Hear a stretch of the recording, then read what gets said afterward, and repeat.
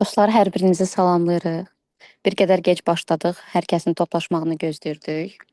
Bugün onlayn formatda TEDx çıxışları sizin üçün təqdim edəcəyik. Sevdiyiniz, sevərək izlədiyiniz televiziya, ekranlarda gördüyünüz televiziya aparıcılarının təcrübələrindən yararlanmaq imkanı əldə edəcəksiniz. Birazdan sual-cavab sessiyamız olacaq. Amma sözü çox uzatmadan ilk spikerimiz Aysel Ömərə ötürmək istəyirəm. Onun çıxışından dərhal sonra suallarınızı ünvanlaya biləcəksiniz. Aysel xanım, söz sizdədir.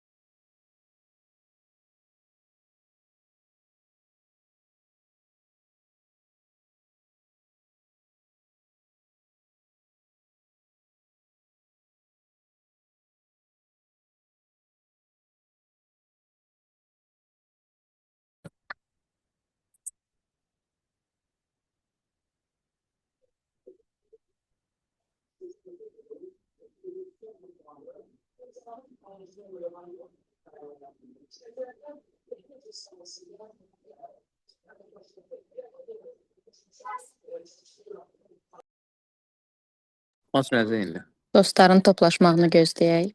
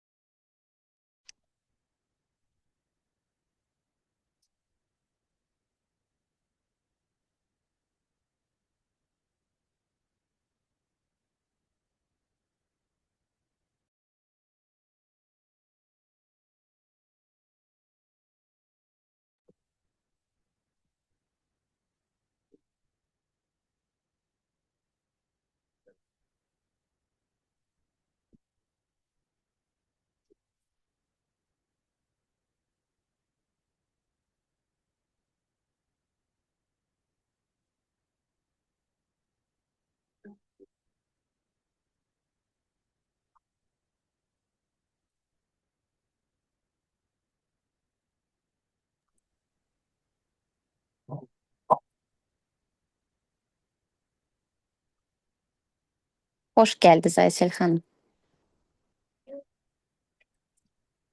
Sağ olun, sağ olun. Biz dostların yığışmağını, toplaşmağını gözlədik bir qədər. Tədricən qoşulurlar. Hə, mənim artıq 10 dəqiqə vaxtım var. Mənə 8 deyilmişdi. 10 dəqiqə qoşuluram və sonra Aha, aydındır. Buyurun. Onda vaxt itirmədən mən çıxışınıza başlaya bilərsiniz. kameramı niyə aça bilmirəm? Bir saniyə. Hı. Səsim gəlir. Bəli, bəli. Tamam. Mən çıxışa başlayıram deyəndə kimlər var, bir təqdim edərdiniz. Neçə nəfər var hal-hazırda? Necə bir mövzu maraqlandırır? Mən hal-hazırda heç kimin səsini də, yəni bunlar onlayndılar da qoşulanlar. Bəli, onlayndılar. Sadəcə tədricən toplaşırlar. Bir qədər əvvəl təqdimatınızı etdim. Hı -hı. Ekranlarda görülən simalardan birisiz. Bir qədər sonra digər təlimçilərimiz də gələcək. Onlayn şəkildə TEDx çıxışları eləmək istəyirik. İllər ərzində topladığınız təcrübələrinizi son 10 dəqiqəyə sığışdırmağınızı istəyəcəyik sizdən. Əminik ki, bunu bacaracaqsınız. Bacararam, o problem deyil də, amma yəni suallar necə olacaq? Səsli mi olacaq, yazılı mı olacaq? Ə, E, Zoom premiumdur. Səslər də mümkündür, əlbəttə yaza da bilərlər. O iştirakçılardan asılıdır əslində. Siz bir balaca açılış nitq etdikdən sonra sual-cavab sessiyası olacaq. Sual-cavab sessiyasında biz sualları qəbul edəcəyik. Bir növ şəxsi inkişaf, təhsil, media, öz təcrübənizdən başlayacaqsınız. başa düşdüm təbii ki, amma sizin kontingent necə bir mövzuna gedəcək, ona görə soruşurdum.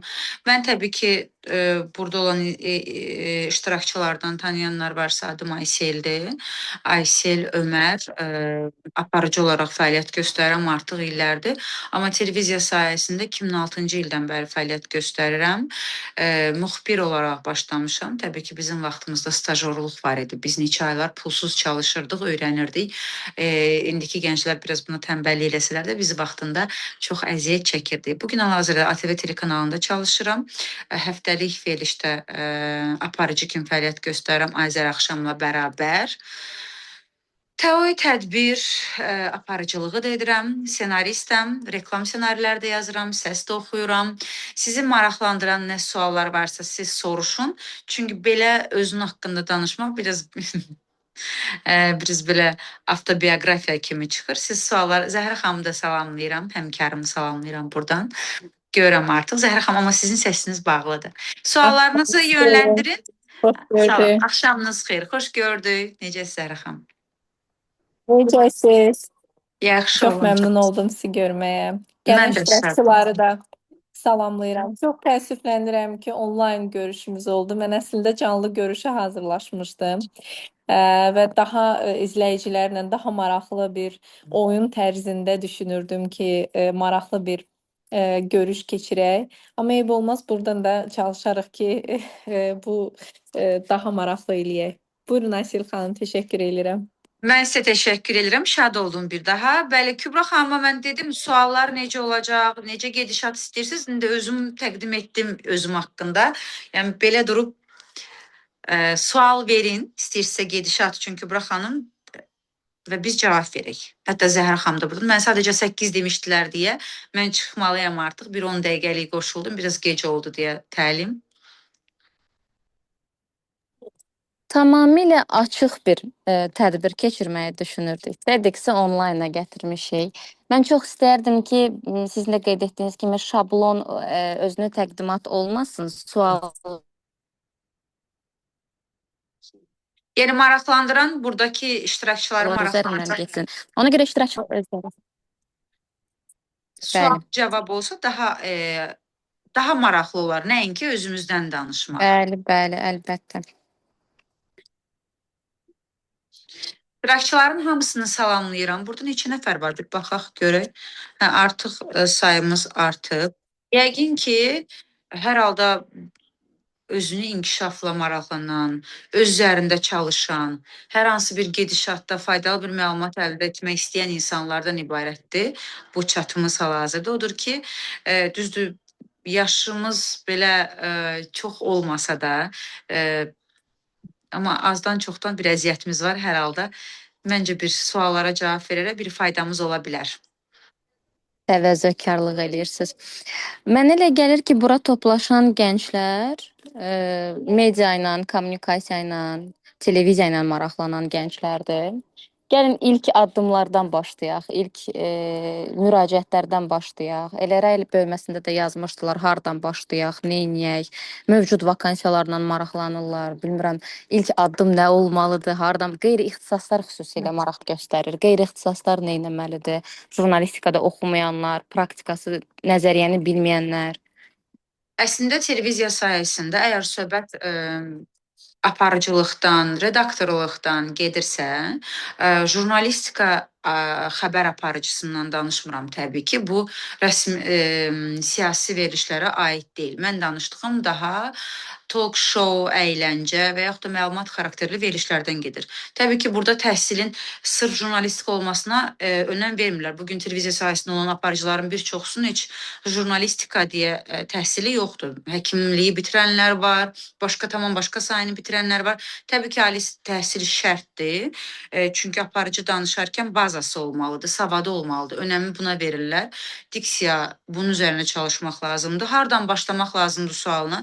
Bizim dövrümüzdə biraz başqa cürə idi. Bizim dövrümüzdə seçim turları olurdu, dəvətlər olurdu və biz belə gedib seçilirdik. Amma bugün də təbii ki, CV vermək, televiziyaya yaxınlaşmaq, vakansiyaları onların saytlarında, Instagram səhifələrində görüb ora yazmaq belə, yəni diqqəti cəlb edə bilər. Çünki Zəhra xanım da bəlkə qoşular mənim fikrimə ki, bugünkü gənclər arasında işləmək istəyən çox azdır. İndiki gənclər düşünürlər ki, bugün məni çağıracaqlar, 1-2 min manat maaş verəcəklər və bitdi. Deyəcəklər, bu sənin yerində, otur buradan da başla işləməyə.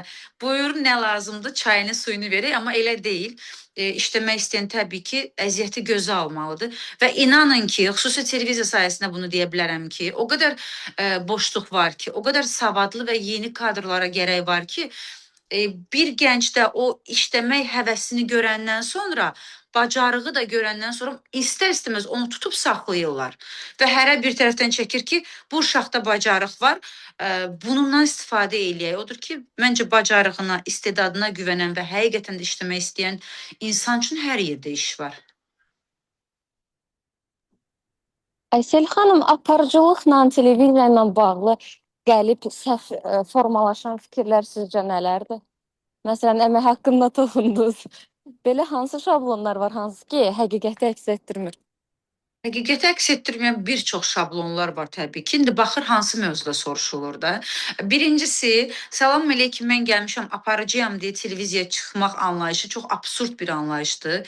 Heç savadlı aparıcı, bugün efirdə olan heç bir aparıcı belə qapını döyüb efirə buraxılmayıb. Hamının bir bazası var, bir keçdiyi yol var. Çünki televiziya çox məsuliyyətli bir anlayışdır. Ekranda görünmək çox məsuliyyətli bir anlayışdır. Bir növ, belə deyim, ipin ucunda gəzirsən. Həm öz həyatın üçün, həm də televiziya üçün partlamaq üzrə olan bir təhlükəli bir bombasan. Bu, yaxşı mənada da bir partlayışa gətirib çıxara bilərsən, pis mənada da bir partlayışa gətirib çıxara bilərsən. Bir səhvindən bütün qapılar sənin üzünə də bağlana bilər, bir gözəl bir çıxışınla bütün bağlı qapılar üzünə açıla da bilər.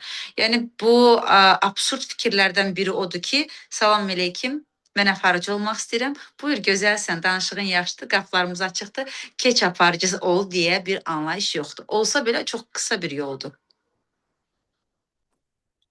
Biz bilirik ki, istənilən sahədə reputasiya çox əhəmiyyətlidir. Aparıcının reputasiyası barədə nə deyə bilərik? Ümumiyyətlə, bir müddət biz ada işləyirik, sonra ad bizə işləyir. Bu biraz belə folklor sayağı olacaq, amma reallıqdır da, belədir. Bəli.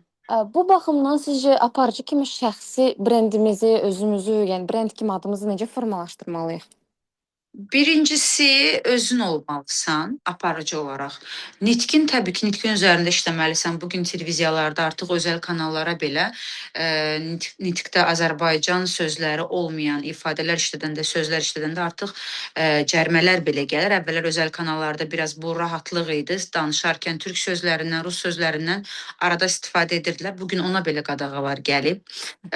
Təbii ki, birinci nitqin, ikinci görünüşün daim yerində olmalıdır. Mən kilo kilo aldım, mən bugün keyfim yoxdur, yorğun sifətlə çıxım, bugün saçımı mümkün deyil. Aparıcı hər zaman nə yaşayırsa yaşasın, onu izləyən tamaşaçının neçə nəfər olmasından asılı deyil. Ekran qarşısında 5 nəfər də olsa, 5000 nəfər də olsa, eyni hörmətlə, eyni məsuliyyətlə ekrana çıxmalıdır təbii ki.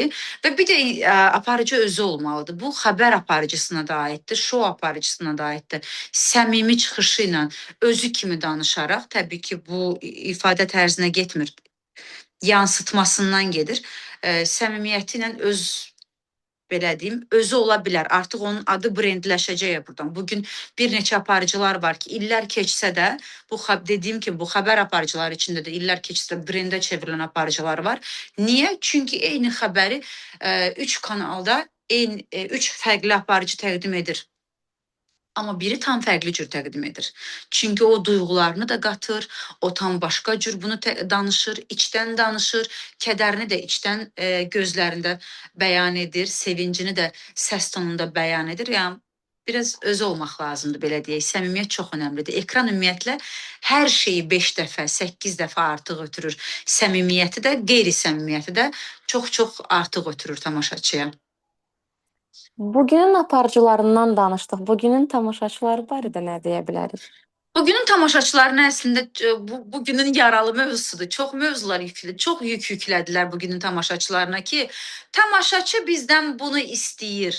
Tamaşaçı bizdən bayağılıq istəyir. Tamaşaçı bizdən bayağı müğənniləri, bayağı ifaları istəyir. Tamaşaçı bizdən qalmaqal istəyir. Tamaşaçı bizdən haykü istəyir deyib tamaşaçının boynuna o qədər yük yüklədilər ki, sanki Azərbaycan tamaşaçısı bir savad, musiqi anlayışı olmayan, efirə baxıb yalnız bu nə geyindi, o nə danışdı, bununla maraqlanan tamaşaçıdan ibarətdir. Bunu yüklədilər, amma son dövrdə bu bir neçə ay ərzində olan qadağalardan sonra bu bir daha hamıya, bu xüsusən də televiziya işçilərinə, media işçilərinə sübut oldu ki, tamaşaçının boynuna yük yükləməyin. Tamaşaçı 20 il öncə xalq artistlərinə qulaq asan, Azərbaycan musiqisini sevən, Azərbaycan mədəniyyətini sevən tamaşaçıdır.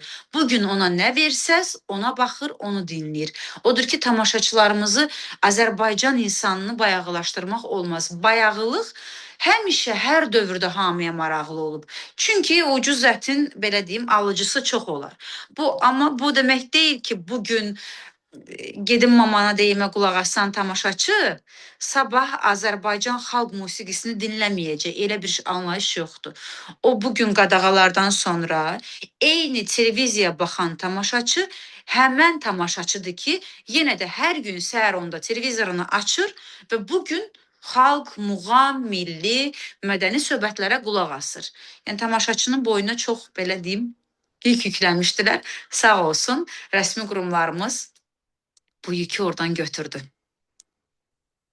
Səmimiyyətinizə görə təşəkkür edirik. Qeyd etmişdiniz ki, 10 dəqiqə vaxtınız var. Çox vaxtınızı Mən almaq Zəhra istəmirəm. xanımı da çox gözlətməyim, çünki mən əminəm ki, hamı müəyyən vaxtını ayırıb ki, bu vaxt ərzində digər işlərini görsün. Zəhra xanımın da vaxtına girməyim. Zəhra xanım, sizə uğurlar arzulayıram.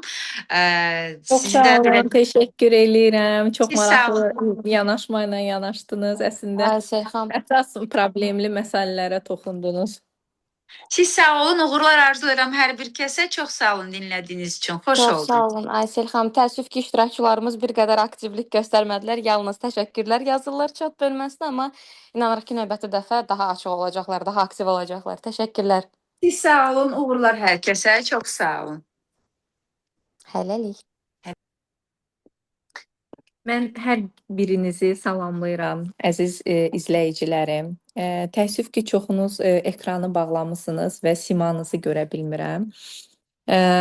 Bilmək istəyərdim ki, kim hansı sahə ilə maraqlanır və televiziya sahəsində mi olmaq istəyirsiniz, Ümumiyyətlə televiziya sahəsi çox geniş bir anlayışdır. Mən özüm ixtisasca rejissorluqdan başlamışam və o vaxt ANS telekanalında 18 yaşımda olanda başlamışam işə və məndə həmişə intellektual verilişlər olub. Bir müddət xəbərçidə çalışmışam. Salam Azərbaycan verilişində 3 saatlıq canlı proqramın aparıcısı olmuşam. Bu barədə qısa məlumat vermək istəyirəm, çünki bildiyim qədərilə əksəriyyəti gəncdilər və mən efirdə olduğum müddətdə sizin çoxunuz orta məktəbdə təhsil alırdınız və ola bilər ki, mənim apardığım verilişləri izləyirdiniz. Mən bu gün istəyərdim sizə mövzu ilə başlayım. Ümumiyyətlə yaradıcılığın psixologiyasından danışmaq istəyərdim ki, yaradıcılıq nədir? Yəni yaradıcılıq hər bir insanın yeni ideyalar ortaya çıxara bilməsidir. Və bu ideyaların kökündə də hər bir insanın dünya görüşü, intellektual səviyyəsi, insanlarla münasibəti əsas götürülür. Yəni siz tutaq ki, televiziyada işləmək istəyirsiniz. Tamam, problem deyil. Çalışa bilərsiniz. Amma siz həmin müddət ərzində nitqiniz üzərində çalışmalısınız. Müxtəlif ədəbiyyatlar oxumalısınız. Getdiyiniz iş sahəsinə uyğun bədii ədəbiyyatlar, terminoloji ədəbiyyatları bilməlisiniz. Yəni yanaşdığınız hər bir sahə, ola bilər siz televiziya sahəsi istəmirsiniz, istəyirsiniz rejissorluq sahəsini və yaxud da ki, istəyirsiniz ki, sosial şəbəkələr üzrə SMM mütəxəssis olasınız. Yəni dünya inkişaf etdikcə artıq televiziyaya olan tələbatlar da dəyişilir. Bu gün sosial şəbəkələr televiziyaları üstələyir. Və gənclərin əksəriyyəti də çoxsu sosial şəbəkələr üzərindən özlərinə informasiya əldə edir. İnformasiyanı əldə edərkən əziz izləyicilərim, mütləq şəkildə 5 mənbədən əldə etməlisiniz. Yəni bilməlisiniz ki, bu informasiya dəqiqdirmi, bu informasiya düzgündürmü, qərəzlidir ya qərəzsizdirmi? Verilən məlumatların doğruluğunu mütləq şəkildə yoxlamalısınız. Əgər hər hansı bir mövzunuz üzərində sualınız varsa, buyurun verin və sualınız əsasında belə deyim, başlaya bilərik. Burada bir xanımın sualını belə deyim, oxudum. Suallar var.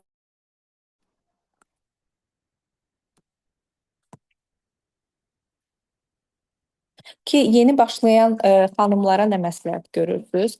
Yeni başlayan xanımlara onu məsləhət görərdim ki, ilk növbədə dünya görüşünüzü, biliklərinizi və belə deyim, ətrafınızı yaxşı tanıyasınız.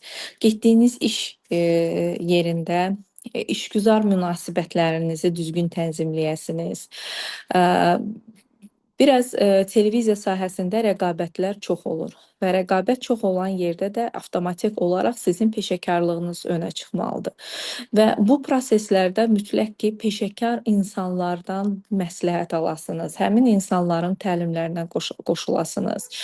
Məsələn, ANS televiziyasına başlayanda mənim ilk belə deyim, nitq üzərində mənlə birlikdə çalışan ustadlarım Mətanət Əliverdiyeva idi. Hazırda Xəzər televiziyasında çalışır və bir də Sabir Məmmədov ASTV-nin, yəni dövlət telekanalımızın korifeylərindən idi. Başlayarkən ilk növbədə mən aparıcı kimi başlamışam. 6 ay staj keçmişəm və həm televiziyada, həm radioda başlamışam. İlk addımım radioda olub. Radionun verilişlərində prodüser kimi çalışmışam. Günün 20 saatını demək olar ki, mən vaxtımı televiziyada keçirirdim. Paraleldə də tələbə həyatımı sürürdüm. O vaxt İncəsənət Universitetinin rejissorluq fakültəsində təhsil alırdım. Daha sonra isə özümü inkişaf elətdirdim. Hüquq sahəsində təhsil aldım. Hazırda isə psixologiya sahəsində təhsil alıram və istiqamətimi tamamilə dəyişmişəm. Öz metodum var. Yeniyetmələr və gənclərlə çalışıram, qadınlarımızla çalışıram. Oyanış layihəsində bir-birindən maraqlı insanlarla tanış oluram, onların həyat hekayələri ilə tanış olub və onlara düzgün istiqamət verməyə çalışıram. Ə, çox səssizlikdir. Belə elə çıxır ki, özüm Zəhra özümlə xanım, danışıram. Buyurun. üzr istəyirəm sözünüzü kəsirəm. Bu sualım bir moderator kimi yox, gənc aparıcı kimidir həm də. Mən ictimai Buyurun. televiziyada yayımlanan MAQ verilişinin aparıcısıyam. Adım Kübradır. Zəhra xanım, həmişə Nə gözəl. media Buyurun. sahəsində çalışan insanların, Hı daha hı. doğrusu biraz belə daha təcrübəli jurnalistlər haqqında INS-çidir, INS məktəbi keçib deyirlər. Bir jurnalistin həyatında INS məktəbi nə qədər Hə. əhəmiyyətlidir? Nə deməkdir? Çox əhəmiyyətlidir. Mən çox şükür eləyirəm ki, mənim həyatım INS-dən başlayıb. Mən 18 yaşım olanda gözümü açıb INS-də elə korifey insanlarla çiyin-çiyinə çalışmışam ki, bu gün onlarla qarşılaşanda 100 dəfə təşəkkür eləyirəm. Mən orada həyatı öyrəndim. Mən orada INS məktəbində insanlarla münasibəti öyrəndim, doğruluğu öyrəndim. Düzgün deməyi, düzgün danışmağı, səhv çıxsam belə, əgər bir şey həqiqətdirsə, mənə zərər verə biləcəksə belə, mən yenə də doğru söyləməyi mənə öyrədildi. Aynesin 3 əsas prinsipi var idi. Doğru, qərəzsiz və vicdanlı və əsas devizlərindən də biri döyüş alnımıza yazılıb idi və həqiqətən də aynesçilər cəmiyyətdə yetərincə iz buraxıblar və bu gün aynesçilər öz dəstək xətləri ilə başqa qurumlarda çalışan aynesçilər var ki, onlar həqiqətən də intellektual səviyyələrinə görə digərlərindən fərqlənirlər. Və Aynes məktəbi nə demək idi? Aynes məktəbi o demək idi ki, düşdüyün istənilən çətin situasiyadan çıxmağı bacarmalıydın. Bir aparıcı nəinki mikrofon tutmağı və müsahibə almağı, həmçinin montaj etməyi bacarmalıydı. Sonra biz həm çəkilişə gedirdik, həm canlı efirdə çıxış eləyirdik. Canlı efirdən çıxan kimi bizi çəkilişə göndərirdilər və ən əsası isə bizdə ego yox idi. Biz işimizə iş kimi yanaşırdıq və işimizi şərəflə yerinə yetirməyi özümüzə borc bilirdik. Və çox şükür eləyirəm ki, mənim televiziya belə deyim, həyat yolumda intellektual veriliş oldu və 4 ilə yaxın mən orada çox istedadlı yeniyetmələrlə tanış oldum. Və inanıram Azərbaycanın gələcəyinə və inanıram ki, sizin kimi gənclər, sizin kimi xanımlar, bəylər, sizin kimi insanlar növbəti mərhələlərdə daha uğurlu olacaqsınız və inanıram ki, nə olursa olsun, istənilən həyat şəraitində doğruluq, düzgünlük qalib gəlir həmişə. Zəhra xanım, bir sualım da olacaq. Mən varmı, yoxsa hələ bu sualınız nə üçün bağlanıldı? Bu barədə mən danışmaq istəmirəm, çünki çox şəxsi məsələlər var orada. Nə gözəl. Anara xanım sual verib ki, sizcə psixoloqun yaxşı danışmağı üçün nə lazımdır? Belə deyim, yaxşı psixoloqun danışmağı üçün qatılın mənim natiqlik sənəti dərslərimə və qısa bir müddətdə gözəl danışığın sirlərinə yiyələnin. Həmçinin də gözəl danışmaq tək gözəl danışmaq deyil. Bu danışıq insanın daxilini iç üzünə göstərir. Yəni siz danışarkən artıq qarşı tərəf sizin necə bir insan olduğunu dəyərləndirə bilər. Amma yaxşı natiqlər, intellektual natiqlər bəzən özlərini olduqları kimi təqdim etmirlər. Bəzən elə məqam yarana bilər, elə vəziyyət yarana bilər ki, məqsədli şəkildə qarşı tərəfə olduğunuz kimi yox, başqa biri kimi göstərə bilərsiniz. Bayaq Aysel xanım qeyd elədi ki, özünüz kimi olun efir zamanı. Bəli, insan özü kimi olmalıdır, amma verilişin, hər bir verilişin özünün xarakteristikası var, janrı var və bir aparıcı misal üçün siyasi veriliş aparırsa, orada həddindən artıq gülərüz və ya həddindən artıq şən ola bilməz. Və yaxud əksinə, şən, şou verilişləri aparan aparıcılar, siyasi verilişləri aparan aparıcılar kimi ciddi, hər şeyə intellektual yanaşma ilə yanaşa bilməzlər. Yəni necə ki, ədəbiyyatda janr fərqləri varsa, elə də televiziya verilişlərində janr fərqləri var və aparıcıların özlərinin də janrları fərqli olur. İntellektual aparıcılar var, siyasi aparıcılar var, şou aparıcıları var, xəbər aparıcıları var və bunlar öz belə deyim janrlarına görə bölünürlər. Ə, Başqa siz Zəhra xanım, belə buyurun. hallarda əgər hər bir verilişin öz formatı varsa, biz aparıcının öz brendini yaratmaq, öz üslubunu qurmaq və öz üslubu ilə yadda qalmağından həmişə danışırıq və bunun əhəmiyyətini vurğulayırıq. Hı Formata -hı. uyğunlaşanda öz üslubumuzu, o arasındakı tarazlığı necə qurmalıyıq? O tarazlığı artıq sizin belə deyim, ustadınızın sizə o peşənin sirlərini öyrətməyindən asılıdır.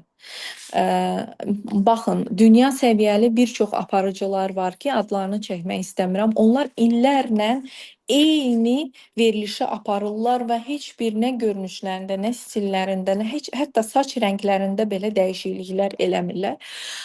Bu balansı qorumaqdan ötürü mütləq şəkildə həmin verilişi özünüzünkiləşdirməlisiniz.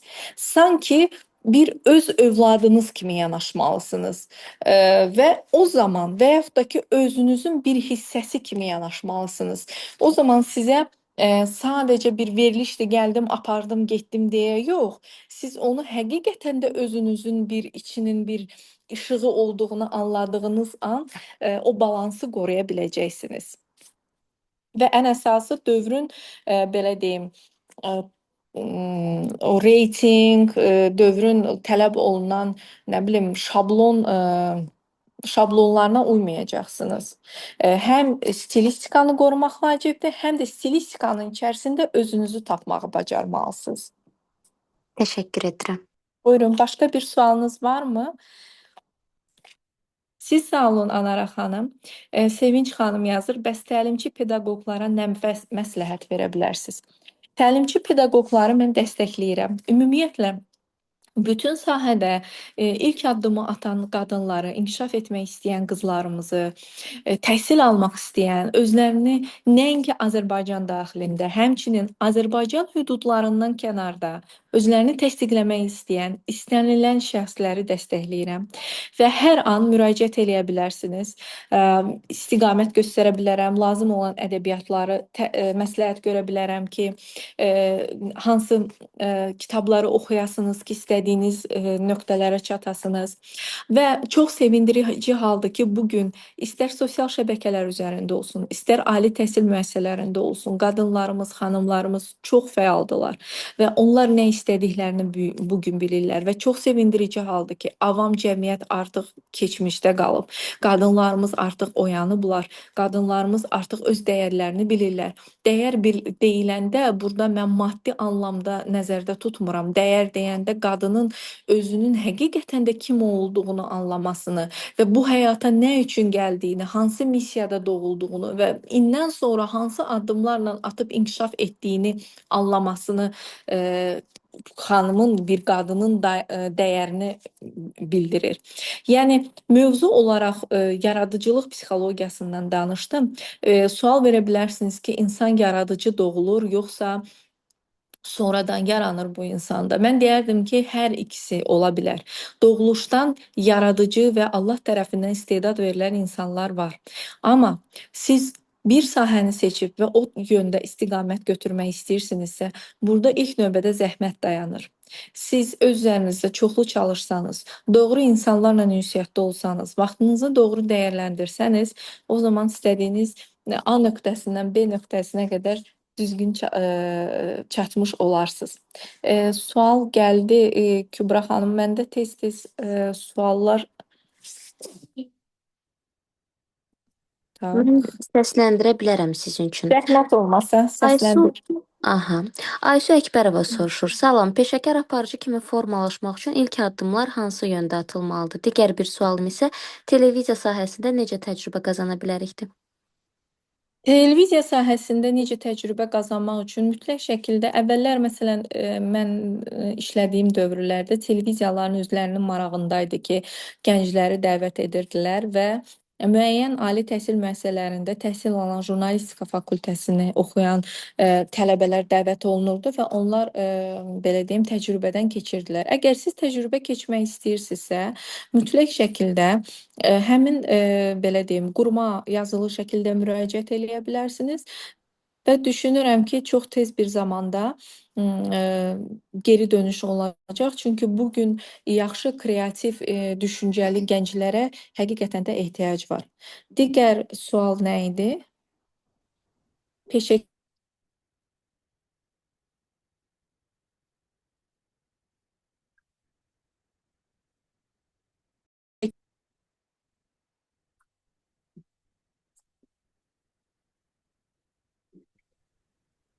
Digər sual kimi peşəkar aparıcı kimi formalaşmaq üçün hansı yöndə addımlar atılmalıdır?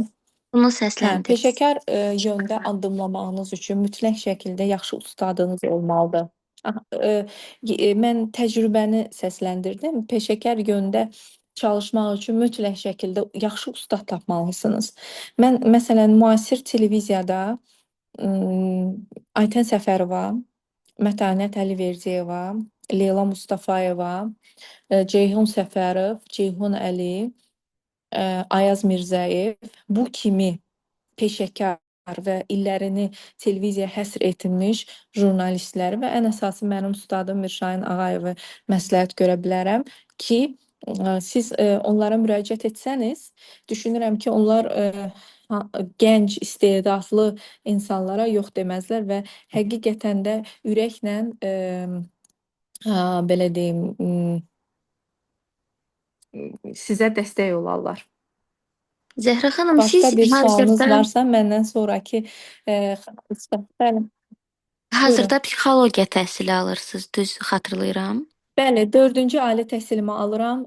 Bakı Dövlət Universitetinin əlavə təhsilində psixologiya fakültəsi üzrə artıq 3-cü kursuna keçmişəm və öz metodum var. İstəyirəm o metodumu təsdiqlədim və çox ümidliyəm. İnanıram ki, uşaq və yeniyetmələrlə, qadınlarla işlədiyim yöndə çoxlu nəticələr əldə edəcəm və mən çox istəyirəm ki, Azərbaycanımız üçün, cəmiyyətimiz üçün yararlı bir şəxsiyyətə çevrilim. Bilirəm ki, missiyam var və bu dünyaya elə-belə gəlməmişəm. Əgər gəlmişəmsə də heç olmasa özümdən sonra bir ad qoymağa çalışıram.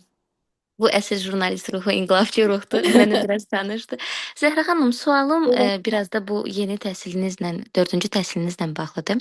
Biz Bəli. həmişə deyirik ki, jurnalistin əsas obyekti insandır və qonağın Bəli. emosional vəziyyətini hiss etmək, bilmək, ona uyğun yanaşmaq həmişə aparıcılıqda əsas məqamlardan biri kimi vurğulanır.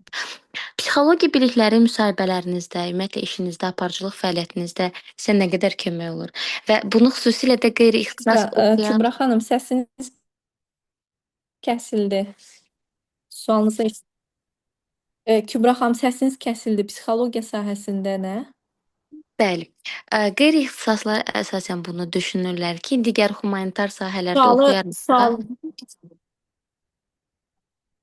sualım psixologiya təhsilinin, nəzəriyyəni bilməyinin aparıcılıqda, ümumiyyətlə jurnalistika, televiziya fəaliyyətinizdə sizə köməyi, dəstəyi, töhfəsindəndir.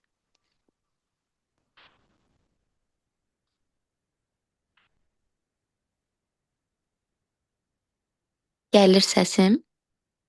Səsiniz kəsildi. Sualınızı bir də təkrarlaya bilərsiniz. Aha, bəli, əlbəttə ki. Qeyri-ixtisaslar adətən bunu düşünür, belə soruşurlar ki, aparıcı olmaq üçün mütləq jurnalistika oxumaq lazımdırmı?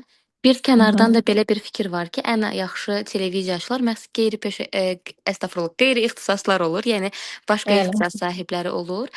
Psixologiya nəzəriyyəsini bilmək də mənə elə gəlir ki, bir aparıcı üçün çox lazımlı, çox vacib. Bəli. Ən azından dərin nəzəriyyəni, yəni sizin kimi təhsilini almasanız belə ilkin psixoloji məsələləri bilmək bizə çox kömək olar. Qonağın emosional vəziyyəti və sair ona uyğunlaşmaq, enerji ötürmək qarşılıqlı bu baxımdan. Sizcə bir aparıcıya psixologiyanın nəzəriyyəsini bilmək nə qədər vacibdir və siz bunu bildiyiniz üçün özünüzü daha fərqli necə hiss eləmisiniz? Harda sizə kömək eləyib? Belə deyim, psixologiya sahəsində əvvəl belə deyim, məlumatlar, ədəbiyyatlar oxuyurdum, amma sırf dərininə getmirdi. Müsahibələrimdə hiss eləyirdim. Məsələn, mənim Sənətsevər adlı verilişim var idi ki, orada yetərincə mədəniyyət sahəsində tanınmış ictimai xadimlər, əməkdar artistlər, mədəniyyət sahəsində olan yetərincə sözü keçən insanlar arasında müsahibələr aparırdım ki, o müsahibələrdə həqiqətən də psixoloji yanaşdığımı illər sonra analiz eləyəndən sonra dərk etmişdim. Və çox vacibdir ki, bir aparıcı intellektual olsun, dünya görüşü olsun və yeni başlamaq istəyənlərə məsləhətim odur ki, ilk növbədə özünüzü tanıyın, nə istədiyinizi bilin, heç bir təsirə düşməyin, prioritetləriniz olsun, dünyanı doya-doya gəzin və heç kəsdən də asılı olmayın. Mənim gözəlim Nigarımı salamlayıram. Biz eyni verilişi belə deyim aparmışıq, Görsən Ağıl daha Dəryası bitmesin. verilişini. Salam, salam. Salam. Eşidirsiniz Ə, məni? Bəli, mənim Mənim artıq hardasa bax, 2 dəqiqəm var. 2 dəqiqə sonra efirdəyəm, amma dedim ki, bir salamlaşım. aha, Qatılımcılarla, iştirakçılarla efirdən sonra təxminən 45 dəqiqə sonra mən qatıla biləcəm sizə. Rezervlə. tamam, Hazırda inşallah. efirdəyəm, baxın sizə efir otağını Uğurlar, göstərirəm. uğurlar, uğurlar. Kameraları göstərirəm. Kapirovaniya. Super. Baxın, əziz iştirakçılar, əsl təcrübi Sən prosesləri Nigar xanım sizə göstərir. O işıqlar çox vacibdir ki, siz o işıq Düşünürəm, baxın, altında biz hardan məlumatlar oxuya biləsiniz. görürsüz orada Suflyordur. yazıları. Bax, o yazılar suflyor adlanır. O böyük ekranda həm aparıcı özünü görür, həm sujetləri görür. Aha, maksimum yavaş. Tamam. Yaxşı. Tamam, baxın. Bir dəqiqə. Efirimizə bir dəqiqə qalıb, telefonun zəhmət olmasa. Hə. Hələlik söz Görüşərik. Zəhrada, bəli, biz bir kanalda işləmişik. Bəli. Zəhra ilə Aynəsdə. Aysellə də bir müddət Xəzərdə bir yerdə işləmişik. Mən az-az belə efirə hazırlaşarkən baxdım. İndi mən buranın mikrofonumu da söndürürəm. Sizin Aha. səsinizi də alıram. Amma yəni görüntüm qala bilər. Bəli. Mhm. Sizə uğurlar, siz davam edin, Uğurlar. mən sizdən Sağ olun. ayrılırım. Yəni şəkildə əziz izləyicilər, gördünüz ki, studiya və xəbər aparıcı stilistikası necə olur. Nigar Aynəsdə Ağıl Dəryası verilişi ilə başlamışdı, sonra isə əsas xəbərlərə keçirilmişdi və həqiqətən də o gözəlliyi ilə fərqlənirdi həmişə digər aparıcılar arasında və aparıcılıqda həmçinin də xarici görünüş həqiqətən də önəmlidir. Çünki insanlar gözəl simanı sevirlər və özünə məxsusluq olmalıdır. Hər bir insanın belə deyim də öz naxışı olmalıdır hər bir insanın. Başqa bir sualı varsa kiminsə buyurun, maraqlandırdığınız. Zəhra xanım, Bəli. deyirlər ki, burada çatda bir sual var. Onu səsləndirməzdən əvvəl bir sualım var. Elə sizin qeyd etdiyiniz məsələ ilə bağlıdır. Ona görə bu sualı Buyurun. əvvələ salıram. Deyirlər ki, televiziya asıllıq yaradır və televiziyadan bir müddət uzaqlaşanda içində qəribə bir boşluq olur. Məsələn, Karifey sizin də bir qədər əvvəl səsləndirdiyiniz adlarını aparıcılar neçə yaş olmağına baxmayaraq yenə də efirdə qalmaq istəyirlər. Yaxşı mənada işə sadiqlik və yaxud da ki, toksik mənada işdən asıllıq və o işdən ayrılandan sonra içindəki qəribə boşluğun adını nə qoyardınız? Burada biraz psixoloji nəzəriyyədən də dəstək ala bilərik. Mənim daxilimdə heç vaxt o boşluq hissi olmayıb. Yəni deyim efirə can atmışammı, nələrimisə efirə görə qurban vermişəmsə, yox. Həyat məni həmişə elə gətirib ki, özüm istəmədən elə bir ki, o alın yazısı kimi həmişə efirlərdə olmuşam. Və buna görə Allahıma çox şükürlər eləyirəm ki, yəni bu sahədə nə heç kimə həsədim olmayıb. Nə də ki deməmişəm ki, ay mən gərək uzaqlaşmayaydım, nə bilim nə, xeyr. Çox rahatam indi, öz üzərimdə işləmişəm. Efirdən uzaqlaşandan sonra mən rejissorluq fəaliyyəti üzərində çox böyük işlər görmüşəm. 6 ədəd uşaq tamaşası yazmışam. İlk absurd janrında tamaşanın müəllifiyəm və o tamaşam hazırda indi yəqin ki, arxivdə saxlanılır. İncəsənət Universitetinin Qızıl Fonduna əlavə olunmuşdu. Müsahibələrim də həmçinin İncəsənət Universitetinin Qızıl Fonduna əlavə olunmuşdu. Yəni bir yöndə özümü məhdudlaşdırmamışam. Daim özümü sınamışam, daim özümü axtarmışam. Tək aparıcılıqla yəni kifayətlənməmişəm və heç vaxtda o içimdə boşluq hissi olmayıb.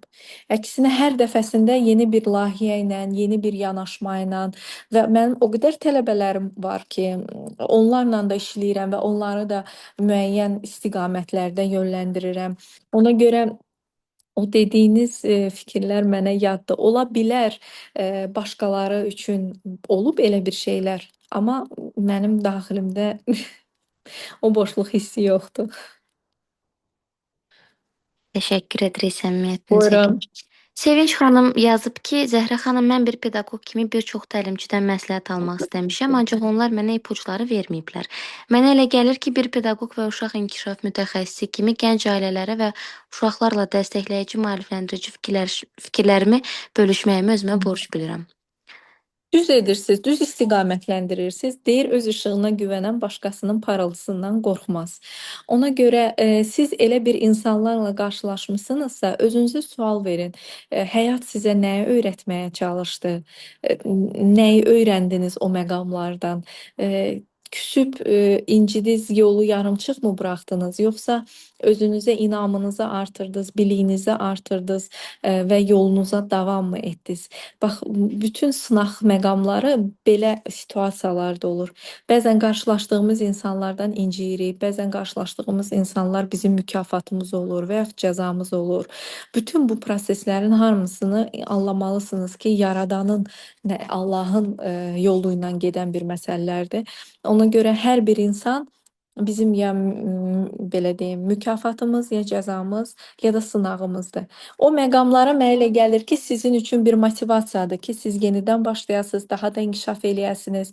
Özünüz üçün yeni bir 2 nəfər, 3 nəfər yox deməklə o qədər təlimçilər var, o qədər koçlar var, o qədər psixoloqlar var, pedaqoqlar var ki, siz onlardan yaxşı mənada özünüzə yeni bilgilər əldə eləyə bilərsiniz. Başqa sualı yoxdursa, mən sağollaşardım, çünki mənim vaxtım yekunlaşır. Məndən sonra səhv eləmirəmsə bir nəfər də olmalı idi. Sonda təəssüratlar var. Anara xanım sizə yazıb ki, sizin kimi savadlı, bacarıqlı, dəyərli xanımlarımızın olmağı Azərbaycan xalqı üçün bir sərvətdir. İnşallah sizdən ilhamlanan, maariflənən və özünü tapan xanımlarımızın sayı çox olar. Sizinlə eyni düşüncədə olmaq məni çox sevindirdi. İnşallah sizinlə şəxsən tanış olarıq. İnşallah, böyük məmnuniyyətlə. Instagram səhifəm var. Instagram səhifədə məni axtarıb tapa bilərsiniz. Oyanış səhifəsidir. Orada istədiyiniz sualları verə bilərsiniz. Təlimlərimə qoşula bilərsiniz. Və təlimlərimdən başqa belə inkişaf mərkəzləri ilə, gənclər mərkəzləri ilə, psixoloji mərkəzlərlə tez-tez əlaqədə oluram və təmənnasız insanlarla görüşüb bir günlük təlimlər keçirəm. Və düşünürəm ki, yaxşı insanlıq, insanlıq naminə görünən hər bir addım bu dünyanın belə deyim, sülh içərisində qalmağına şərait yaradır. Odur ki, əziz xanımlar, yolunuzdan dönməyin, özünüzə inanın, yeniliyi kəşf eləməkdən çəkinməyin, dünyanı görün, gəzin, yaxşı dostlar qazanın. Bax belə. Sağ olun, hər birinizdən sağollaşıram.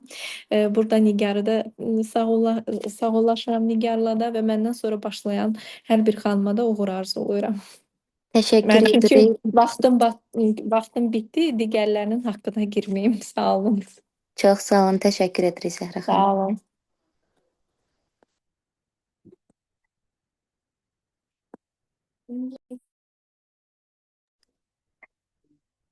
Əziz xanımlar, burada pedaqoq olan xanımlar var idi, səhv eləmirəmsə. Pedaqogika ilə maraqlanan xanımlar var idi. Onlar üçün də bir xanım spikerimiz var. Hansı ki pedaqoqdur. Gülnarə xanım Yusif. Bir qədər sonra o qoşulacaq və həmkarınıza suallarınızı ünvanlaya biləcəksiniz. Mən təklif eləyirəm ki, siz hazırlayasınız suallarınızı indidən. Çünki spikerlər özü haqqında danışmağı çox sevmirlər adətən. Ümumiyyətlə aparıcılar çox danışmağı sevirlər, amma özü haqqında danışmağı öyrəşməyiblər. Çünki biz efirdə yalnız suallara cavab veririk və yaxud da ki, suallara adətən ünvanlayırıq. Ona görə özləri haqqında danışmaq onlara biraz maraqsız gələ bilər. Bu baxımdan sayımız getdikcə artır. Artıq 18 nəfərik. Təklif edirəm ki, suallarınızı hazırlayın.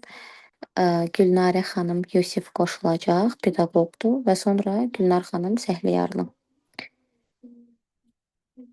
Və sonda Nigar xanımla danışacağıq.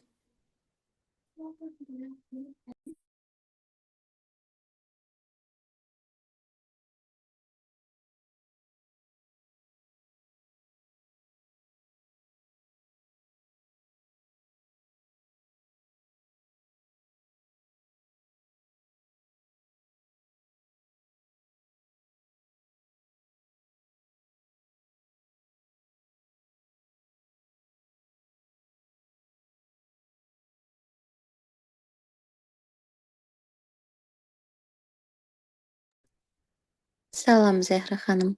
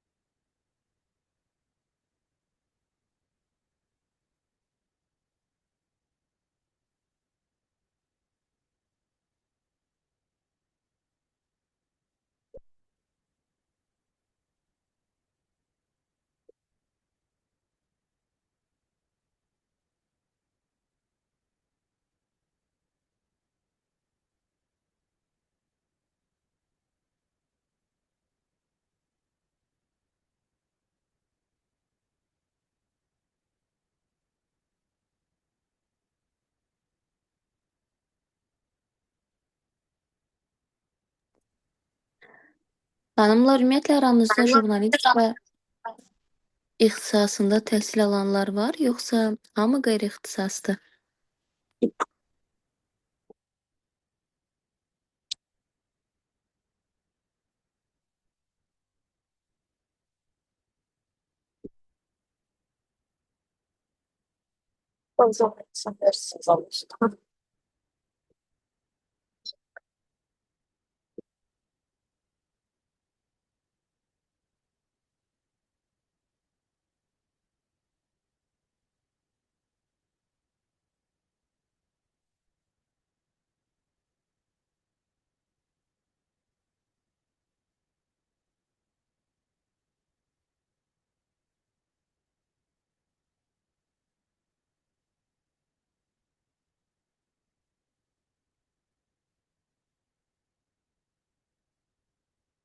Ya,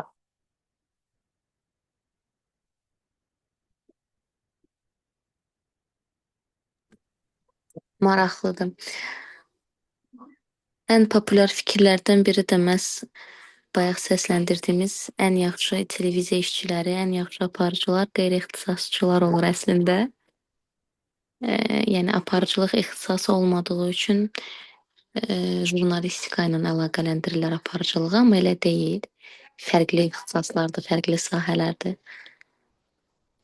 Ona görə düşünməyin ki, bu maneədir sizin üçün. Bizim digər spikerlərimizlə bağlı xırda problemlər yaranıb. Bəziləri ümumiyyətlə iştirak eləyə bilmir. Bu Gülnar xanım Səhliyarlıdır.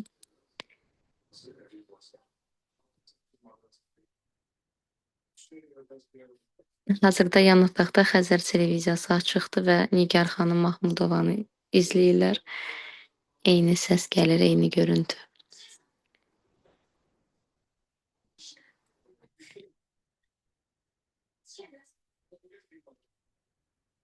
Gülnara xanım Yusif də olmayacaq dostlar. Təklif eləyirəm ki, Nigar xanımı gözləyək. Əgər işiniz varsa, gedib 20 dəqiqə sonra qayıda bilərsiniz. Çünki efir yarım saatdan sonra, 20 dəqiqə, yarım saatdan sonra yekunlaşacaq. Onda suallarımızı Nigar xanıma ünvanlaya biləcəyik.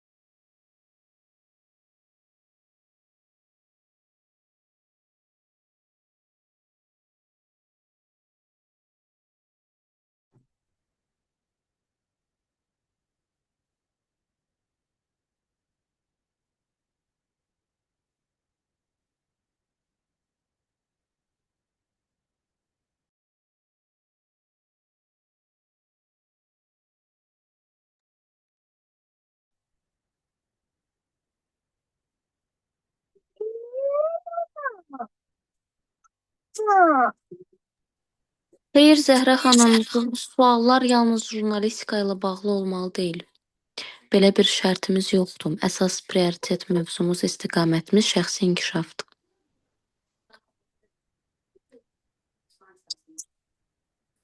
Anara xanım, sual yazmısınız. Salam. Demisiniz, siz özünüz haqda danışdınız, bəlkə də əvvəldə mən eşitmədim. Üzrlü sayın jurnalistika, aparıcılıq həmişə marağım olan, lakin uzaqdan izlədiyim bir sahə olub. Biz Gülnar xanımla müzakirəmizə başlayaq. Mən daha sonra özüm barədə danışacağam inşallah. Siz Anar xanım ən aktiv iştirakçılardan birisiniz. Burada olun, sona qədər qalın, danışarıq inşallah. Gülnar xanım bizimlədir. Alo, buradayam mən. Ümid edirəm xəttəyəm. Bəli, səsiniz gəlir. Hər vaxtınız xeyir olsun dəyərli qrup əməkdaşları. Öncəliklə çox üzrlü sayın. Mən düşünürəm ki, bunu şəxsinizə qəbul eləməksiniz, amma bugünkü görüşümüzün saatı, tarixi, daha sonra proqramı, daha öncə onlayn, daha sonra əyani, sonra onlayn, daha sonra saatımız günorta saatları, sonra axşam saatları olduğu üçün mən hal-hazırda sizlə sükan arxasında olaraq bağlantıya keçmişəm. Ona görə çox üzrlü sayın ki, mən biraz gec qoşuldum sizin yanınıza. Təşəkkür edirik hər bir halda məsuliyyətinizə görə, amma sükan arxasında təhlükəlidir, biraz Heç ehtiyatlı bir olun. problem yoxdur. Qulaqlarım sizdə, fikrim yoldadır, narahat olmayın. Nə gərəkərsə mən də əlimdən gəldiyim qədər faydalı olmağa çalışaram, bildiklərimi ötürməyə, bilmədiklərimi elə peşəkarlardan öyrənməyə çalışaram. Gülnar xanım, gəlin əvvəlcə bir balaca özünüz haqqında danışın, sizi yaxından tanısın dostlar. Çünki suallar çoxdur, qeyri-ixtisaslar aramızda çoxdur, aparıcılığa, televiziyaya marağı olan dostlarımız çoxdur. Xanımlar da çoxu burada. Ona görə bir balaca haqqınızda ilkin məlumatları bilək, sonra suallara keçək. Sevə-sevə problem deyil. Mən o zaman olaraq qeyd edeyim. 15 aprel 1995-ci il tarixli doğumluyam. Yəni 90-larda dünyaya gələn uşaqlar siyahısındayam və uşaqlıqdan həmişə belə deyək də ambisiyoz bir xarakterdə olmuşam. Gələcəyə doğru, hədəflərimə doğru bu istiqamətdə həmişə addım atmışam və artıq ixtisas seçimi qərarına gələndə niyəsə iqtisadiyyat istiqamətində qərara gəldim. Düşündüm ki, iqtisadiyyat sahəsi, marketinq, biznesin idarə olunması, maliyyə sahəsi bütün belə deyim qurumlarda, bütün sahələrdə özünü təsdiqləyən bir ixtisaslardandır. Yəni o artıq hazırlıq abituriyent dönəmi gələndə ikinci qrupa hazırlaşmaq qərarına gəldim və yazdığım ilk yerə qəbul olmuş oldum. Yəni Azərbaycan Dövlət İqtisad Universitetinin məzunuyam. Ümumi İqtisadiyyat Fakültəsi bakalavr, ardınca isə magistr fərqlənmə diplomu ilə bitirmişəm və ilk təcrübəm Xəzər Media Mərkəzində baş tutub. Xəzər Media Mərkəzində koordinator vəzifəsinə vakansiya elan olundu. Koordinatorluq əslində bütün sahələrdə yəqin ki, məlumatlısınız. Koordinasiya eləmək, idarə eləmək, məsələn, orada koordinatorun öhdəlikləri siyahısında nələr var idi? Xəzər Media Mərkəzində mən çalışdığım dönəmlərdə bu haqda məlumat verim sizə qısa olaraq. Koordinatorun vəzifə öhdəliyi o idi ki, 15 nəfər, məsələn, bizim vaxtımızda 15 nəfər müxbir var idi, 5 nəfər operator var idi və 2 montajorumuz var idi. Mən orada tənzimləməni elə eləməli idim ki, həm müxbirlər boş qalmamalı idi gündəlik qrafik olaraq, həm operatorlar boş qalmamalı, çəkilişlərə getməli idilər, həm də yanaşı olaraq montajorlar boş qalmamalı, mütəmadi çəkilişlərini montaj eləməli idilər həmin o müxbirlərimizin. Əlqərəz, belə deyək, ümumilikdə bu koordinasiya işindən yaranan televiziya eşqi daha sonra məni marketinqə, menecerliyə və digər bu istiqamətdə sahələrə yönləndirdi. Və daha sonraki iş yerim Lider televiziyasında oldu. Tezdən Oyan proqramında, Space-in radiosunda işlədim, yenə menecer kimi və daha sonra artıq ARB televiziyasına baş menecer kimi fəaliyyətə başladım. İctimai televiziyada çox qısa müddətli, yəni təxmini 1 illik fəaliyyətim oldu. Orada da bizim bir tibbi proqramımız var idi. Layihə öz layihəmiz idi, Sağlam Yaşamaq adlı. Daha sonra isə artıq 2021-ci ildən etibarən bir layihə rəhbəri olaraq İlk iş yerim Lider televiziyası oldu. 2019-2021-ci illər ərzində Tezdən Oyan adlı proqramın layihə rəhbəri və aparıcısıydım, amma adım təkcə layihə rəhbəri aparıcıydı. Yəni bütünlükdə demək olar ki, bütün verilişlərin vəzifə öhdəlikləri, nə bilim qonaqların efirə cəlb olunması, sponsorlarla danışılması, marketinq tərəfləri, menecerlik tərəfləri yenə də üzərimdə idi. Yavaş-yavaş komandanı böyütməyə çalışdım, amma ortaq iş olmuşdu deyə, yəni bu layihəyə Azər Abdullayevlə birlikdə, yəni həmkarımla birlikdə başlamışdıq deyə biz işi yarımçıq dayandırmaq məcburiyyətində qaldıq. Çünki Azər biraz yaradıcı insan idi, mən biraz dəqiq insan idim.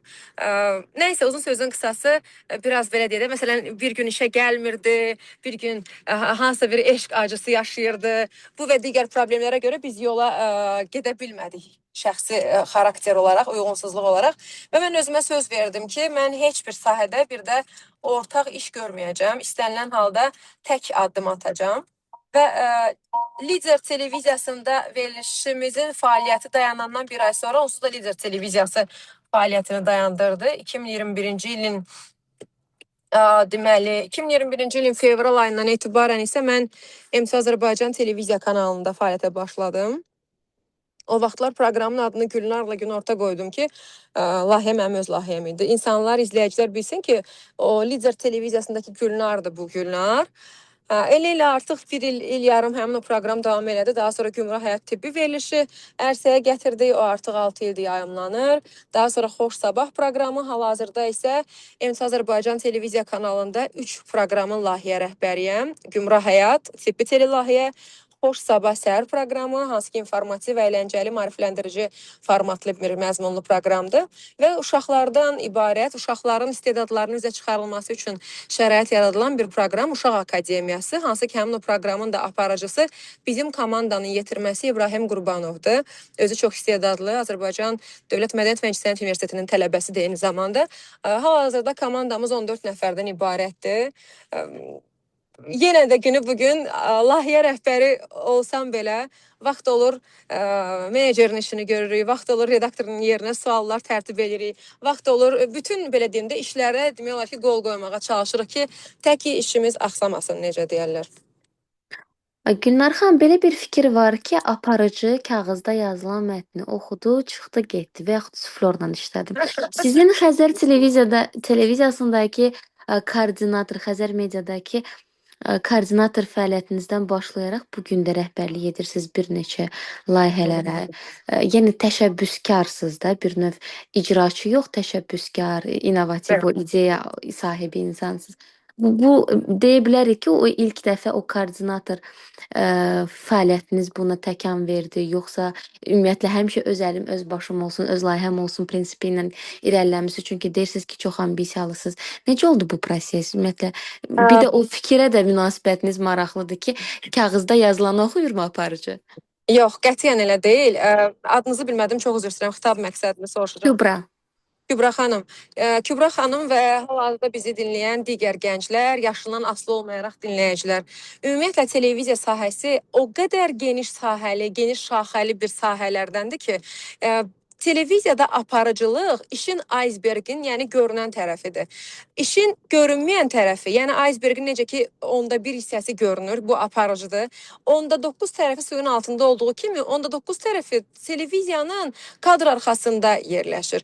Və sözün əsl mənasında işin ən çətin tərəfi aparıcıya qədərki mərhələdir. Dəfələrlə olub bizim televiziya proqramlarımızda ki, mən deməli, aparıcının qulağında təbii ki, bilirsiniz, qulaqçıq olur və qulaqçıq vasitəsilə rejissor otağında, yəni rejidə olan hadisələrdən az-çox məlumatlı olur aparıcı. Əslində peşəkar aparıcı odur ki, həm peşəkar aparıcı ona deyilir ki, həm kadr arxasındakı məqamlardan xəbər olsun, həm də televiziyada çaşmasın, həmin o qulaqçıqla danışıqları idarə eləsin. Olur bəzən, məsələn, canlı efirlərdə bizim qaynar xəttimizə kimsə zəng eləyir, biz təbii ki, onun adını qulaqçıq vasitəsilə öyrənirik və yaxud da hansısa bir, məsələn, 2020-ci ildə 44 günlük müharibə vaxtında bütün sosial şəbəkələr, internet, hər şey dayandığı dönəmlərdə televiziyalar qərəzsiz formada informasiyaları yayılır, informasiyanı çatdırırdı izləyiciyə.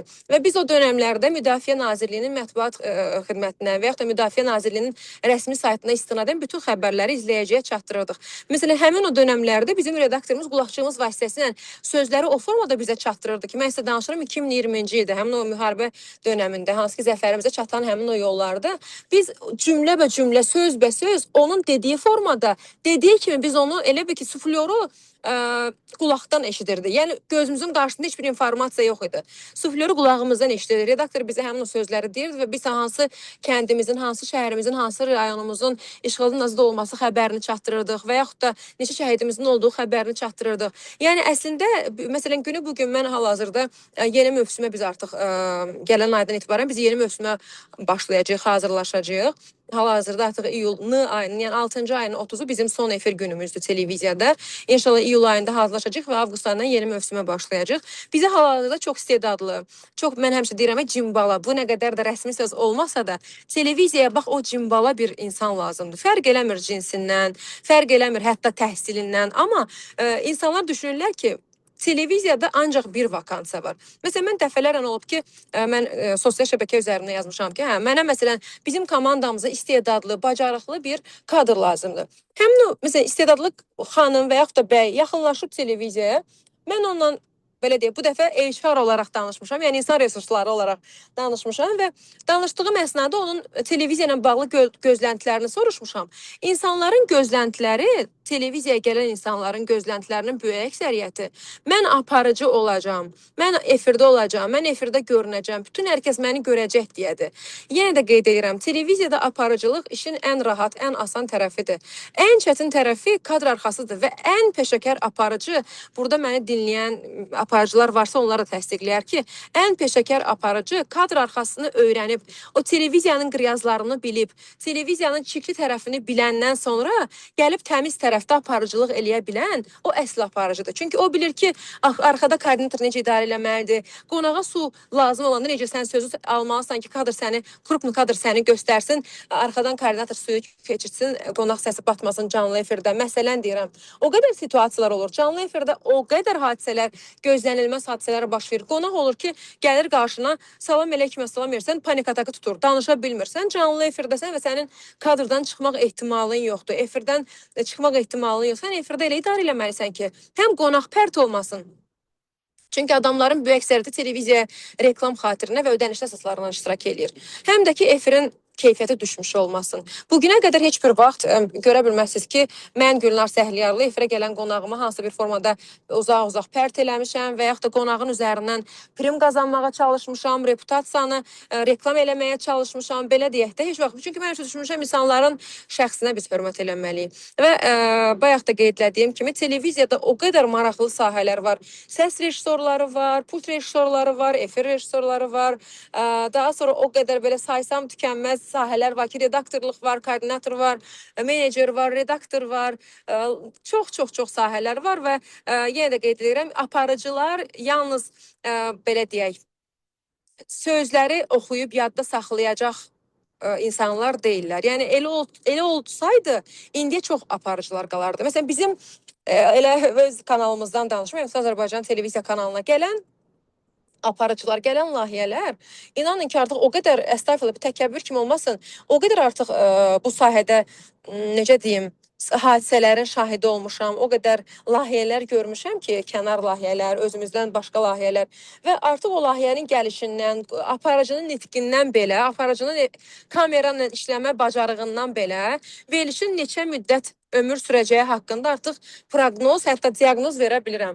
Həqiqətən də hal-hazırda proqramları ayaqda, xəbər proqramı demirəm, amma sırf layihə olaraq layihəni ayaqda saxlamaq günümüzdə çox çətindir və bunun üçün böyük bir komanda və ən əsası heç nəyə özünə, belə deyək də, heç nəyə özünə pis bilməyəcək, aşağı bilməyəcək layihə rəhbəri lazımdır. Çünki layihə rəhbəri o demək deyil ki, sən ona buna prikaz verməlisən, ona buna göstəriş verməlisən. Layihə rəhbəri vaxt olur köməkçi də ola bilər, vaxt olur gedib özünə paltar da götürə bilər, məsələn butiklərdən, vaxt olub öz vizajını da eləyə bilir, vaxt olur redaktor kimi tekstdə yazıb hazırlaşa da bilər. Yəni bunların hamısını aparıcı eləyə bilməlidir. Eləyə bilmədiyi təqdirdə, ay o qədər olub ki, mən görmüşəm aparıcılar hansı ki, özlərini belə əlləri, qolları təmiz, mən aparıcıyam, mənə su gətirin, mənə çay gətirin. Mən aparıcıyam, mən onu oradan oraya eləməli deyiləm. O mənim işim deyil. O televiziyada sevilməyən ən böyük söz o sözdür, o cümlədir. Bu mənim işim deyil. Təbii ki, biz də bilirik ki, hər kəsin özünün bir vəzifə öhdəlikləri var. Bütün sahələrdə olduğu kimi televiziyada da. Amma vəziyyət efirdən gedirsə, situasiya canlı efirdirsə, çəkiliş ola bilər, çəkilişdə müəyyən nələrsə gecikdirmək ola bilər. Amma canlı efir əsnasında bu mənim deyil deyən aparıcı, bu mənim işim deyil deyən komandanın hansısa bir üzvü heç vaxt həmin o komandada uzun müddət qala bilməz. Çünki yenə də deyirəm, inanın səmimiyyətimə tam sizə etiraf eləyəcəm. Vaxt olub ki, canlı efirə bir dəqiqə qalıb və biz axşam saatlarında çəkmişik həmin o efiri. Bizim xadiməçi xanımlar kanaldan çıxıb, yəni iş saatları bitib deyə kanaldan çıxıb gediblər və mən onların, yəni ali təhsilli, bakalavr, magistr və uzun illərə dayanan televiziya təcrübəmin olmasına baxmayaraq, mən onun belə deyə də pol əskisini, yersilən dəsmalı götürüb özüm qonaqlarımızın yanında tez yeri silmişəm ki, efirə tərtəmiz girsin. Yəni efirdəki izləyiciyə maraqlı deyil də sənin qriyazın, nə baş verir orada, necə olur. Və yaxud da vaxt olub ki, indi izləyicilər bilir, mən hamiləliyimin 9-cu ayına qədər televiziyada aparıcı olmuşam. Qarşıma bir belə deyək də o stoyka deyirlər də, tribuna qoyub izləyiciyə onu yansıtmamağa çalışmışam. Və yaxud da vaxt olur, indi aparıcılar məni də yəni təsdiqləyərlər, özləri də müəyyən qədər tanıyırlar. Hansı ki, xəstələnirik, əhvalımız olmur və yaxud da hansısa birimizin evimizdə hansısa bir övladımızla bağlı problem yaranır. Onu belə izləyiciyə yansıtmamalıdır həmin aparıcı. Yəni aparıcılıq həm çox rahat televiziya sahələrinin ixtisaslarının içində, həm də bir o qədər mürəkkəb bir sahədir. Yəni heç də göründüyü qədər asan deyil. Göründüyü qədər o deyir gülpəmbə deyil. Geyindi, keçindi, gözəl göyçək çıxdı səhnəyə. Yəni o səhnəyə çıxmaq qədər asan deyil aparıcılıq həqiqətən də. Biraz qonaqlarla münasibətdən danışmaq istəyirik. Biz bilirik ki, aparıcılar verilişinə gələn qonağa əvvəlcə kontakt suallar verir. Yəni çəkilişdən əvvəl kadr arxası söhbət eləyirlər, müəyyən qədər tanış deyillərsə tanış olurlar. Sonra isə efirə başlayırlar.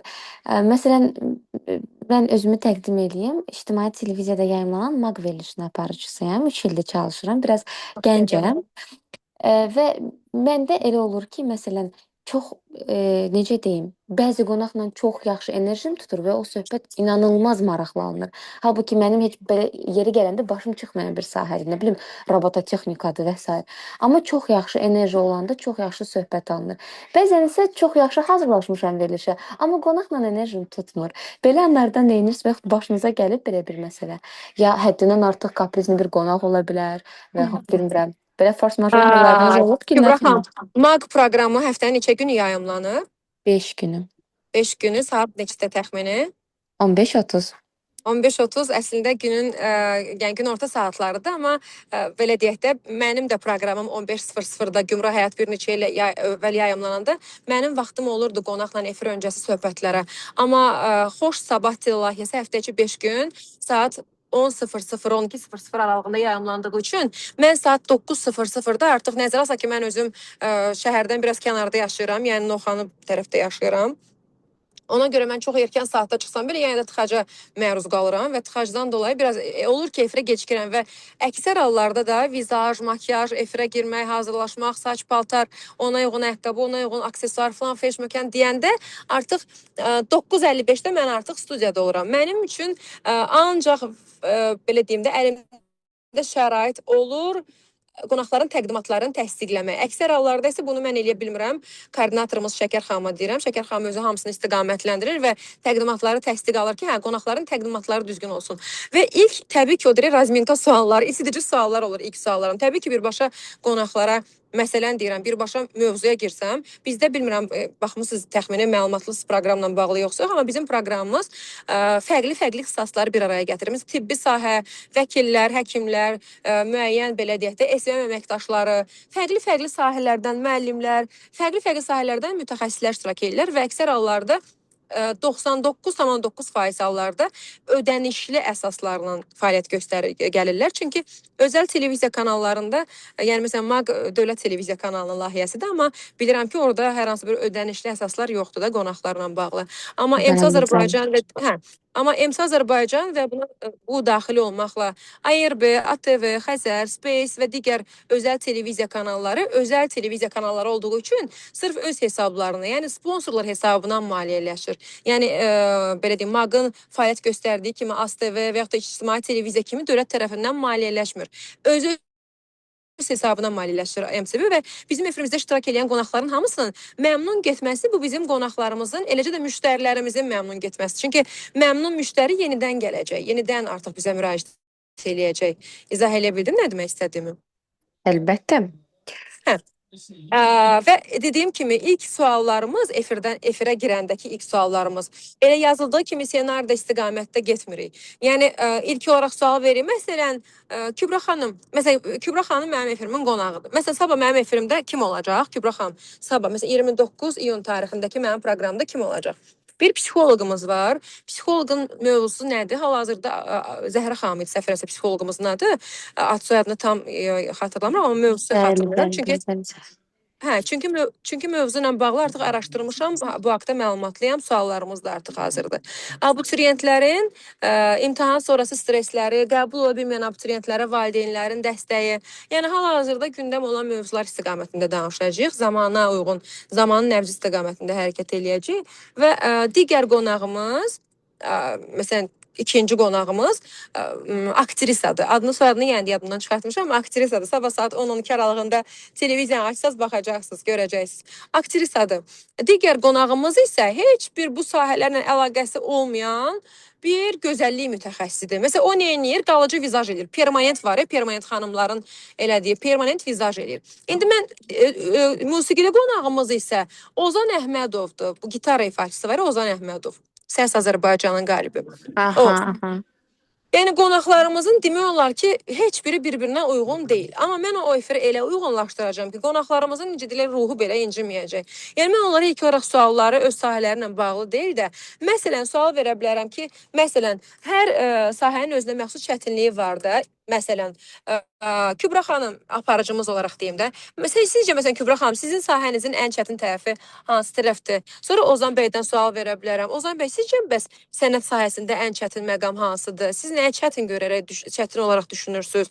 Və yaxud da məsələn hansısa bir təbii ki, efirə iştirak edən qonaqlar uğur qazanmış insanlardır da. Siz məsələn bu uğura çatmaq üçün hansı qurbanları vermiş oldunuz? Nələri özünüzdən qurban verdiniz? Bu və digər suallarla onların biraz da şəxsi həyatlarından, şəxsi deyəndə yəni bu sahəyə gəliş hekayələrindən, yəni birbaşa mövzuya girsəm, birbaşa mövzudan sual versəm, o insanlar rahat olmayacaqlar efirdə. Amma ilk olaraq onunla aramda, yəni qonaqlarla aramda bir səmimi münasibət yaratsam, səmimi bir bağ yaratsam, təbii ki, mənim də dəfələrlə olur ki, inanla səmimiyyətimə, bəlkə də dəfələrlə olub da ki, qonaqlarla, X bir qonaqla, hamısı çünki eyni deyil qonaqların və bizim də enerjimizin tutmadığı insanlar olur. Dəfələrlə olub ki, qonaqla mənim enerjim üstə düşməyib və istəmişəm ki, ümumiyyətlə o tərəfə baxmayım. Amma yadıma düşür ki, mən aparıcıyam və mən efirdə obyektiv olmalıyam. Yəni, məsələn, mənim səndən xoşum gəlir, sən çox danış, bu birisi xoşum gəlmir, bu danışmasın.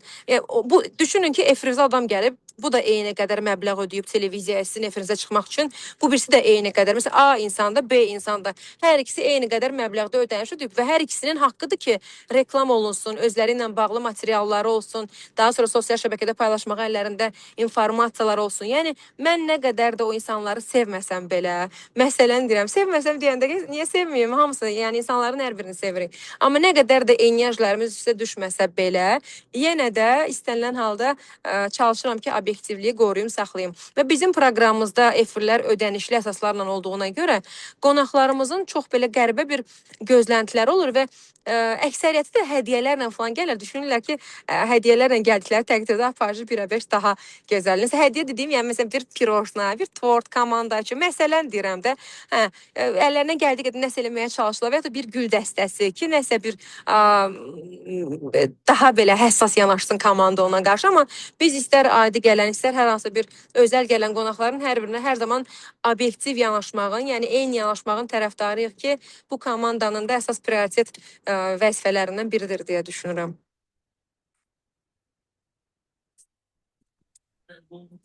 Mən iştirakçılarımızı aktiv olmağa çağırıram. Növbəti onlardan gəlsin sual istəyirəm, amma o intervalda bir sualım da olacaq. Bayaq Zəhra xanımla bu barədə danışdıq. Deyirlər ki, televiziya yaxşı mənada asıllıq yaradır və bir bataqlıq kimi bir şeydir. Efirə çıxan insan sonra efirdən uzaqlaşmaq Düzdür, istəmir.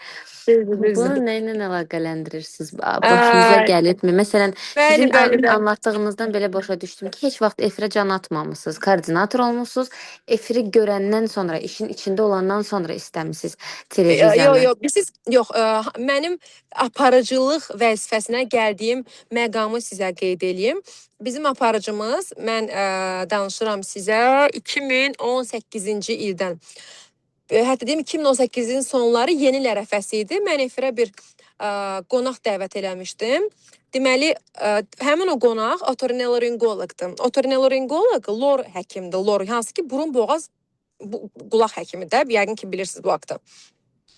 Və həmin otorinolaringoloqu bizim aparıcımız bizi necə biabırçı formada təqdim eləmişdi. Yəni təsəvvür, mən indi həmin aparıcının adını çəkmək istəmirəm. Hal-hazırda çox tanınmış və hər kəsin tərəfindən çox tanınan bir aparıcıdır.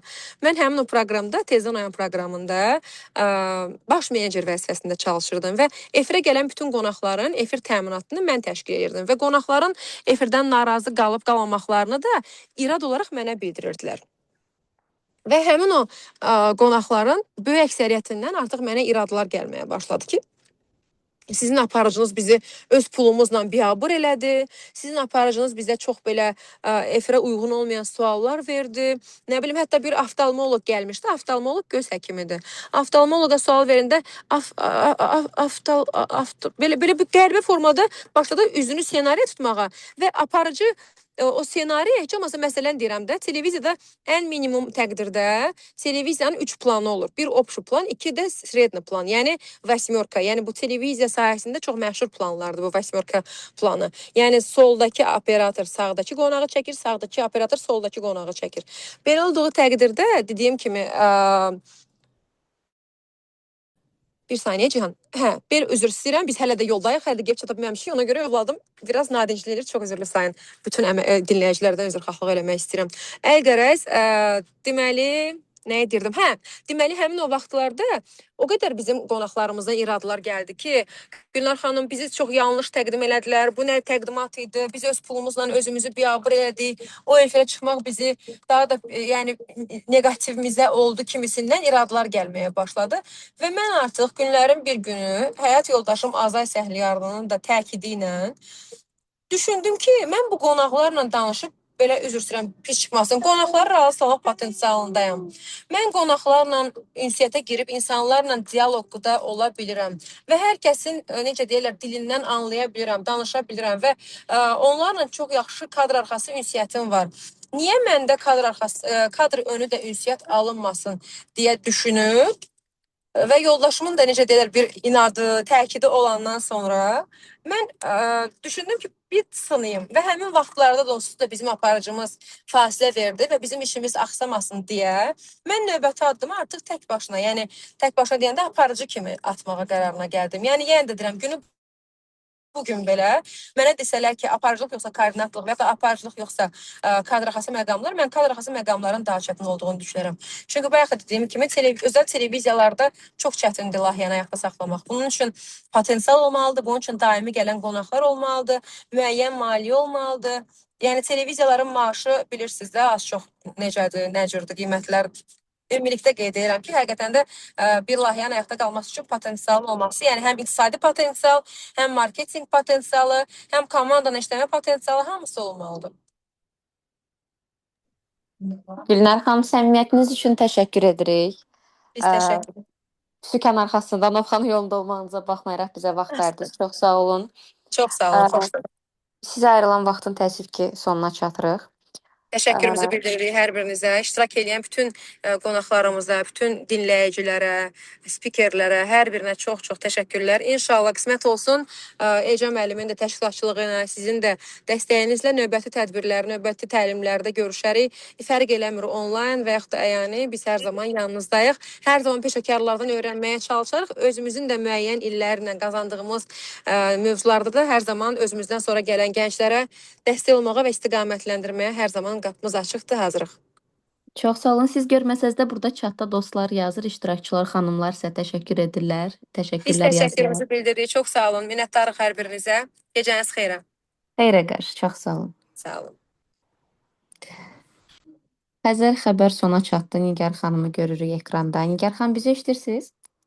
Bəli, bəli, bir də axşamınız xeyir olsun. Hər kəsin axşamı xeyir. Dostlar, bu deməli bizim bu Zoom görüşməmizin vaxtı dəyişdiyi üçün əslində canlı olmalı idi və səhər olmalı idi. Mən də qatılacaqdım. Elə vaxt oldu ki, mənim efir vaxtıma düşdü. Ona görə mən sizlə salamlaşdım, sonra sizdən ayrıldım. Efir bitdi yenidən. Qatıldım, amma bir tərəfdən bəlkə də yaxşı oldu. Canlı olaraq siz studiyanı gördünüz. Hazırda isə efir bitdi. Baxın, efir otağı boş, studiya boş. Amma indi məni gözləyirlər ki, burada işıqları söndürsünlər və biz belə deyim də qapı pəncərəni bağlayıb evimizə gedirik. Onlar da getmək üçün məni gözləyirlər. Ona görə çox da mən də uzun danışmayacağam. Özüm haqqında bilmirəm, danışmağıma ehtiyac varmı? Hamı tanıyır, bilir. Xəbərlərdə işləyirəm 2010-cu ildən bu yana. INS-də başlamışam xəbərlərə, sonra 2016-cı ildə INS bağlanandan sonra Türkiyəyə getmişəm. 2017-ci ildən Haber Globalda Azərbaycan xəbərləri redaktoru işləmişəm orada. Müharibə vaxtı Haber Globalın əgər izləmisinizsə fəaliyyətini hər kəs bilir. Orada necə Qarabağ efirləri vermişik biz 24 saat canlı. Onların hamısının başının üstündə mən durmuşam. Ondan sonra da gəlmişəm Xəzər xəbərdə xəbərləri aparıram. Amma o 2007-ci ildən mən efirdəyəm. 2010-cu ilə qədər xəbərləri aparmırdım. Səhər verilişi aparırdım.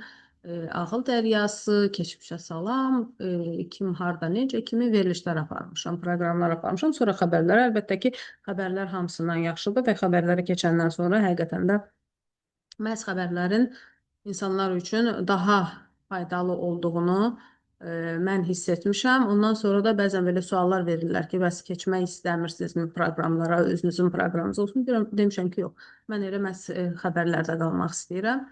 Həqiqətən də çünki bunun insanlar üçün faydalı olduğunu mən görürəm. Belə.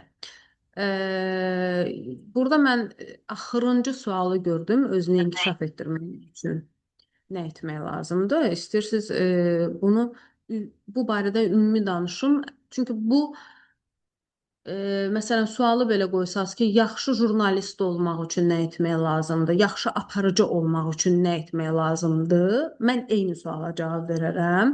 Ona görə gəlin elə bu sualı mən cavablandırım burada. Birincisi məsuliyyət lazımdır. Çalışqanlıq lazımdır. Öyrənməyə açıq olmaq lazımdır. Hər bir yaşda, bax mənim bu yaşımda da mən öyrənməyə açığam. Özümdən balaca uşaqlardan da, gənclərdən də görəndə ki, o nəsə bilir, mən onu bilmirəm. Mənim o eqom yoxdur ki, mən ondan onu öyrənməyim. Mən ondan onu öyrənirəm. Məsələn, mən arada belə açdım, bir neçə dəfə efirə hazırlaşa, digər aparıcıların, digər qonaqların çıxışlarına qulaq asdım. Bir momentdə belə denk gəldim. Orada Zəhrə deyirdi, Mətanət Əlverdiyevadan öyrənib, Sabir müəllimdən öyrənib. Bilirsiniz, mən diksiyanı, aparıcılığı mən çox adamdan öyrənmişəm. Çox adamdan öyrənmişəm. Başlasam hələ liderdən, birinci mənimlə məşğul olan Kamilə Babayeva olub aparıcı. Sonra Rafiq Həşimov olub. İndi də Azərbaycan Dövlət Televiziyasında ASTV-də işləyir. O bizim köhnə diktorlarımızdan da onunla öyrənmişəm. Sonra İTV-də öyrənmişəm. Əsmər xanım var idi.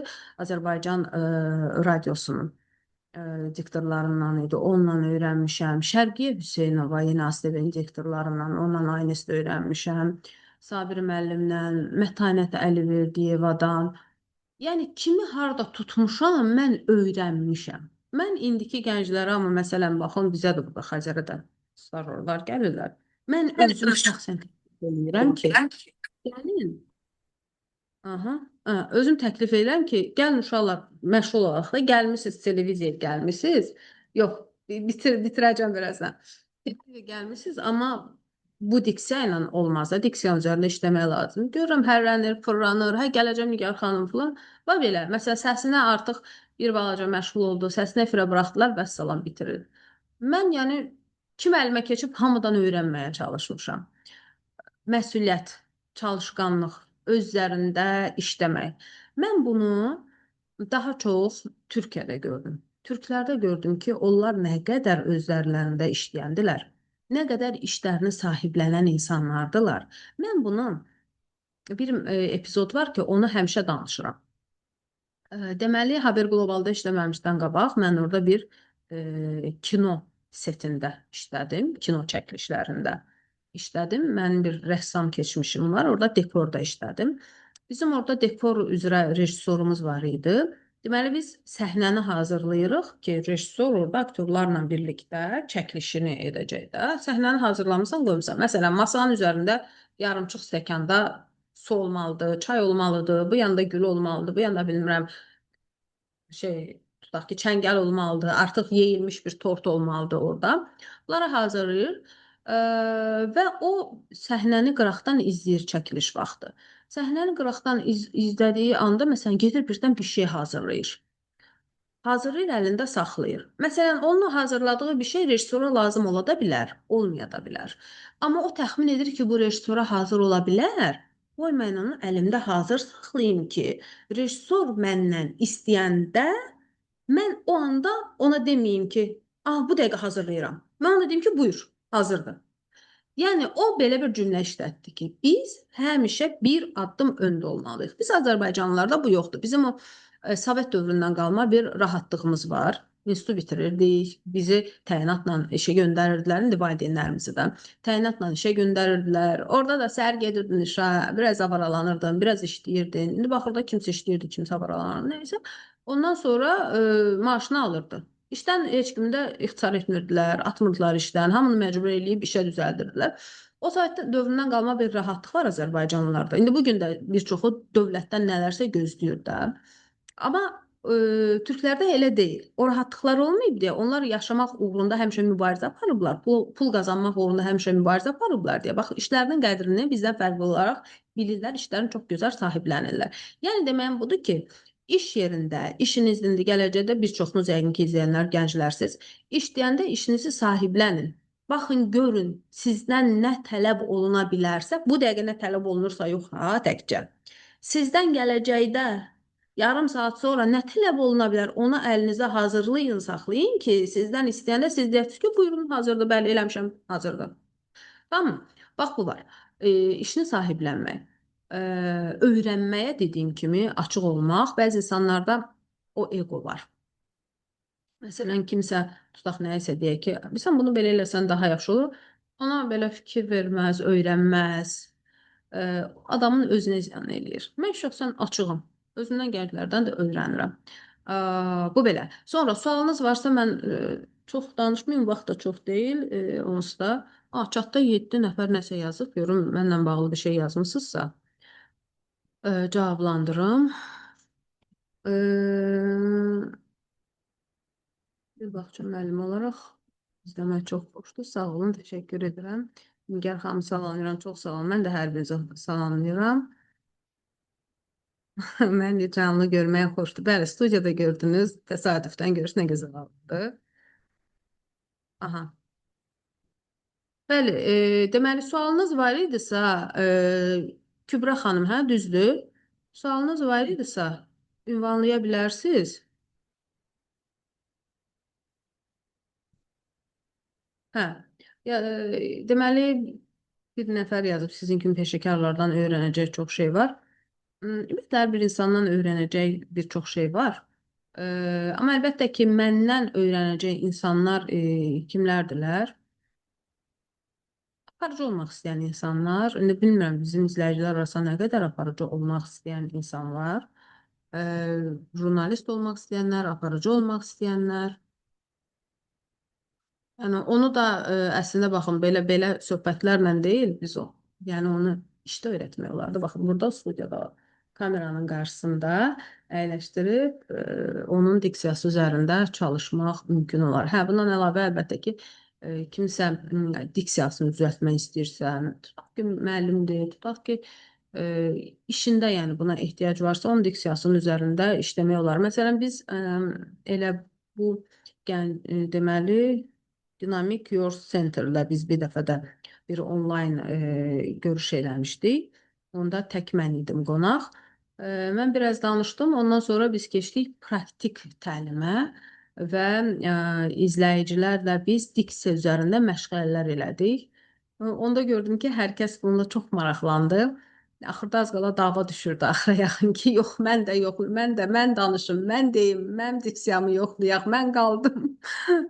Axıra hə, seminar verərkən həyəcanı necə dəf etməli? Sizə bir şey deyim, əslində bu psixoloqlara veriləcək sualdır. Bizim qonaqlarımız arasında bilmirəm psixoloq var idi ya yox. Bu həqiqətən də psixoloqa veriləcək sualdır. Seminar verərkən bir onu deyim ki, məsələn insanlar tutaq ki, nəyisə eləməkdən çəkinirlər, həyəcan keçirirlərsə, məsələn deyirlər, bəzi insanlar deyirlər ki, "Ay yox, bunu eləmirəm, mən həyəcan keçirdəcəm." İlk növbədə bax bunu eləməməlisiniz, geri addım atmamalısınız. İlk növbədə bütün qorxularınızın üstünə getməlisiniz. Nədən ki çəkinirsiniz, nədən ki həyəcanlanırsınız, nəsə onları eləməlisiniz. Seminar vaxtı artıq həyəcan keçirirsinizsə, yəni bilirsiniz, onu psixoloqlarla işləməlisiniz də. Mən durum özümdən burada psixoloqların yerinə danışım, düz olmaz. Mən deyə biləcəyim ola bilər ki, sadəcə özünə təlqin etməlisən ki, mən həyəcanlı deyiləm, həyəcanlanmamalıyam da, baxın belə yəni. Bundan artıq indi mən psixoloq olmayaraq, bundan artıq sizə nə deyə bilərəm ki? Salam, Belə. axşamınız xeyir olsun Nigar. Axşamınız xeyir Vəfadar Qasımov, düzdür? Bəli, Hı, hər birinizi buyurun. xoş gördük. Mən sualımla ilə bağlıdır. Neçə xəbərlər aparıcısınız, neçə illərdir biz sizi görməyimizə şadıq, həm diksiyanızla, həm görünüşünüzlə də özünüzü dinlədə bilirsiniz. Mənim üçün maraqlıdır, yalnız diksiya, intonasiya, sözü düzgün tələffüz eləmək, yəni bu bacarıqlar olandan sonra bir də xarici görünüş önəmlidirmi? Məsələn, kişilər üçün. Yoxsa onun Nə önəmi üçün, nə üçün, nə etmək üçün? məsələn, xəbərlərin aparıcısı olmaq üçün. Yox, xəbərlərin aparıcısı o bizim işimiz sadəcə xəbər aparmaq deyil ki, bizim işimiz xəbəri hazırlamaqdır. Mən bax bugün günorta saat 1-dən Xarici görünüşün işdəyəm. önəmi varmı, yoxsa Xarici yalnız görünüşün sədiniz kimsin istəyir? başa düşdüm. Bəs Xarici görünüşün də önəmi var, düzdür, müəyyən qədər önəmi var. Amma burada önəmli məsələ heç də düşünməyin ki, diksiya və xarici görünüşdür. Burada önəmli məsələ o xəbəri yaza bilməkdir. Mənim bugün iş deməli siz saatim özünüz başlayır saat 1-də.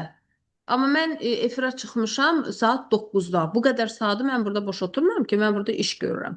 Mən burada anonsları yazıram, mən burada efirə gedəcək o xəbərlərin təqdimatları falan bunları yazıram. Efirdə olmadığım gün süjet hazırlayıram.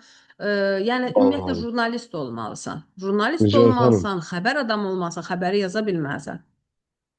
bağışlayın, onları redaktor yazmır sizin üçün, yoxsa necə? Yox, onları redaktor yazmır.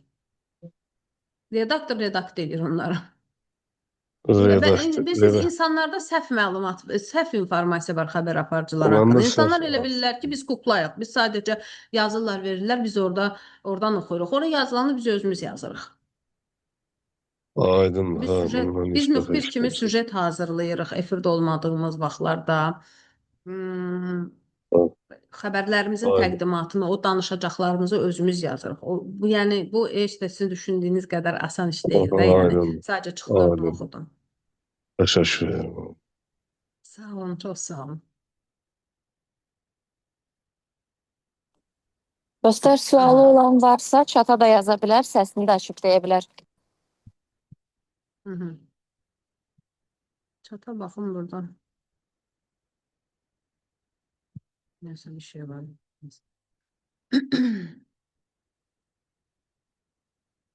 Obyektivliyi necə qorumaq olar? Bilirsiniz, obyektivliyi qorumaq əlbəttə ki, obyektivliyi qorumaq bu biraz bugünkü dövrdə o qədər də asan iş deyil, əlbəttə ki. Amma mən Aynesin dövründən bu günə qədər əlbəttə ki, çalışmışam ki, izləyicilərə heç vaxt yalan danışım. Bəzən olur ki, mümkün olmur. Yenə onda da elə eləyirəm, cümləmi elə qururam ki, mən izləyicilərə yalan danışmıram. Obyektivliyi qorumaq üçün birinci növbədə məsələni dəqiq araşdırmalısınız. Hər tərəfi dinləməlisiniz. Biri digər tərəfi ittiham edirsə, ona kör-körənə inanmaq olmaz. Digər tərəfin də fikrini almaq lazımdır. Və s. və ilaxır. Səs tempini yüksəltmək olarmı məşqlərlə? Baxır səsə. Elə səslər var ki, çətin olur. Elə səslər var ki, mümkündür. Belə. Nigar xanım, Sonra. aparıcılığın fitri istedad olduğu ilə bağlı şayiələr düzdür? Aparıcılığın fitri istedad. Sizə bir şey deyim. Məsələn, Aynes dövründə, indi adlarını çəkməyim. Elə aparıcılar, elə jurnalistlər var idi ki, siyasi savadı, ümumiyyətlə savadı, jurnalistika savadı çox güclüydü.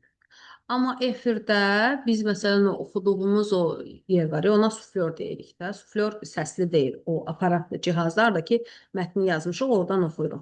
Suflördə bir problem olsa, birdən-birə mətn gözünün önündən getsə, o məsələn belə eləyib məsələn qalardı. O boyda savadı ilə vəziyyətdən çıxa bilmirdi. Amma bizim başqa bir aparıcımız var idi. Onun heç ali savadı yox idi. Sadəcə o 18-17 yaşından televiziyada işləyir, təcrübəsi var falan. Elə bir ciddi bir böyük bir savadı yox idi. Amma inanın ki, heç o aparıcı mətnlərini yazmırdı, özündən danışırdı. Ona görə də aparıcılıq da bir istedaddır, hə. Fitri istedaddırmı yoxsa yox? O insanda əlbəttə ki var, ya yox. İnkişaf etdirmək olarmı? Olar. Amma fitri istedadı olan əlbəttə ki, inkişaf etdirəndə o daha gözəl nəticələr verəcək. Nəinki, əlbəttə ki.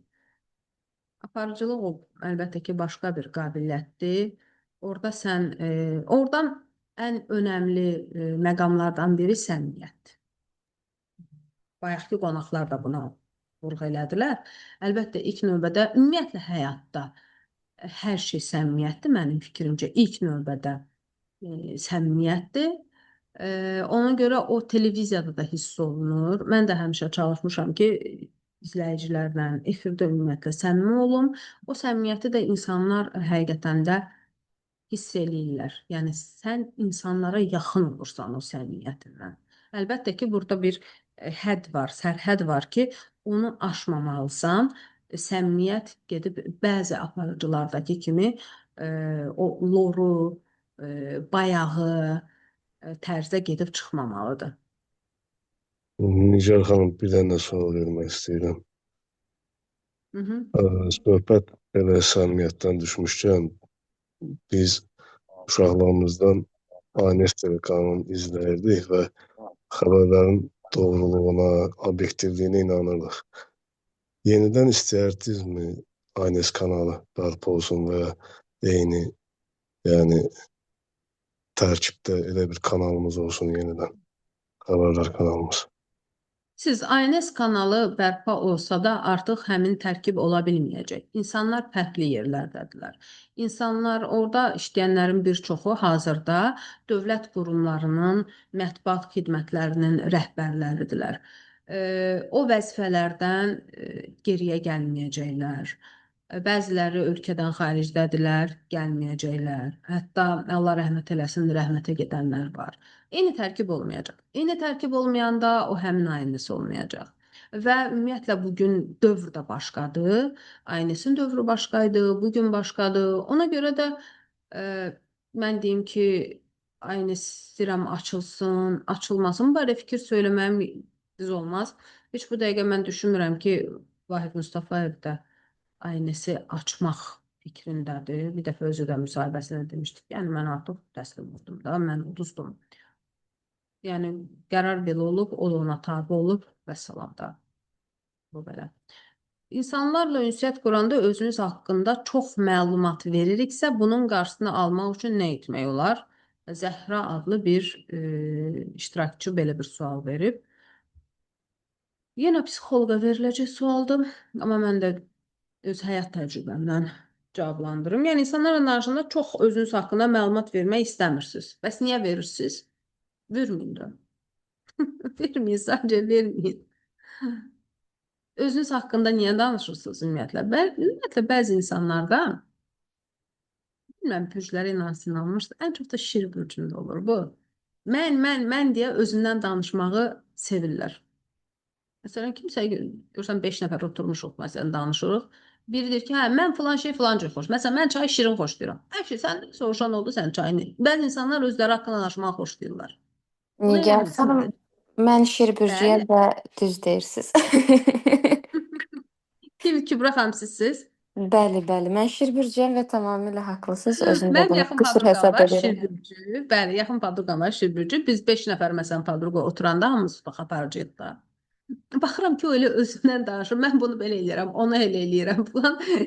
Yəni o insanlarda bu ehtiyac var da. Mən məsələn durum niyə mən düşünürəm ki, niyə insanlara maraqlı olmalıdır ki, mən nəyi necə eləyirəm, mən nəyi necə xoşlayıram.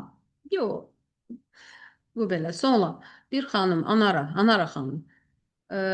Sürətli və axıcı danışıq üçün nə etmək olar? Sürətli və axıcı danışıq üçün danışmaq lazımdır. Danışmağı məşq etmək. Sadəcə güzgünün qarşısında və ümumiyyətlə kimlənsə sadəcə danışmaq lazımdır. Niyə məhz sürətli istəyirsiniz? Axıcı danışıq anlayıram. Sadəcə danışmalısınız da, danışmalısınız ki, necə məsələn tutaq ki, ingilis dilində danışmağı öyrənmək üçün nə lazımdır? Biraz kursa gedəndən, qrammatika, sözlər öyrənəndən sonra sadəcə danışmalısan da, məşq etməlisən. Həmin prosesdir yəni. Nə qədər danışa bilirsiniz, o qədər yəni danışmalısınız. Belə.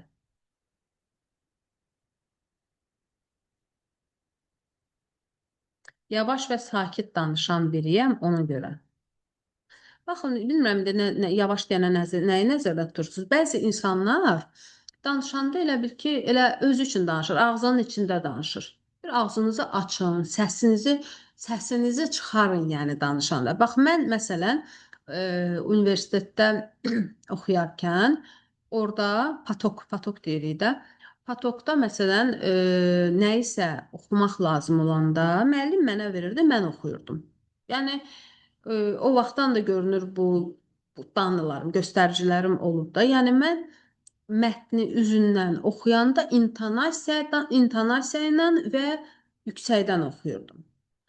Yəni bəzi insanlar söz soruşsam belə danışır. Ağzının içində danış. Ağzının içində yox. Ağzını aç, bir danış, səsin çıxsın, səsin eşidilsin.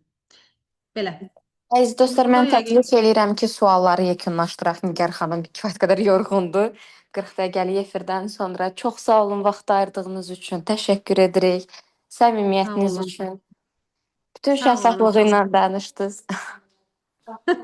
şəffaflığı ilə səmimi insanım, ona görə adətən şəffaf danışıram.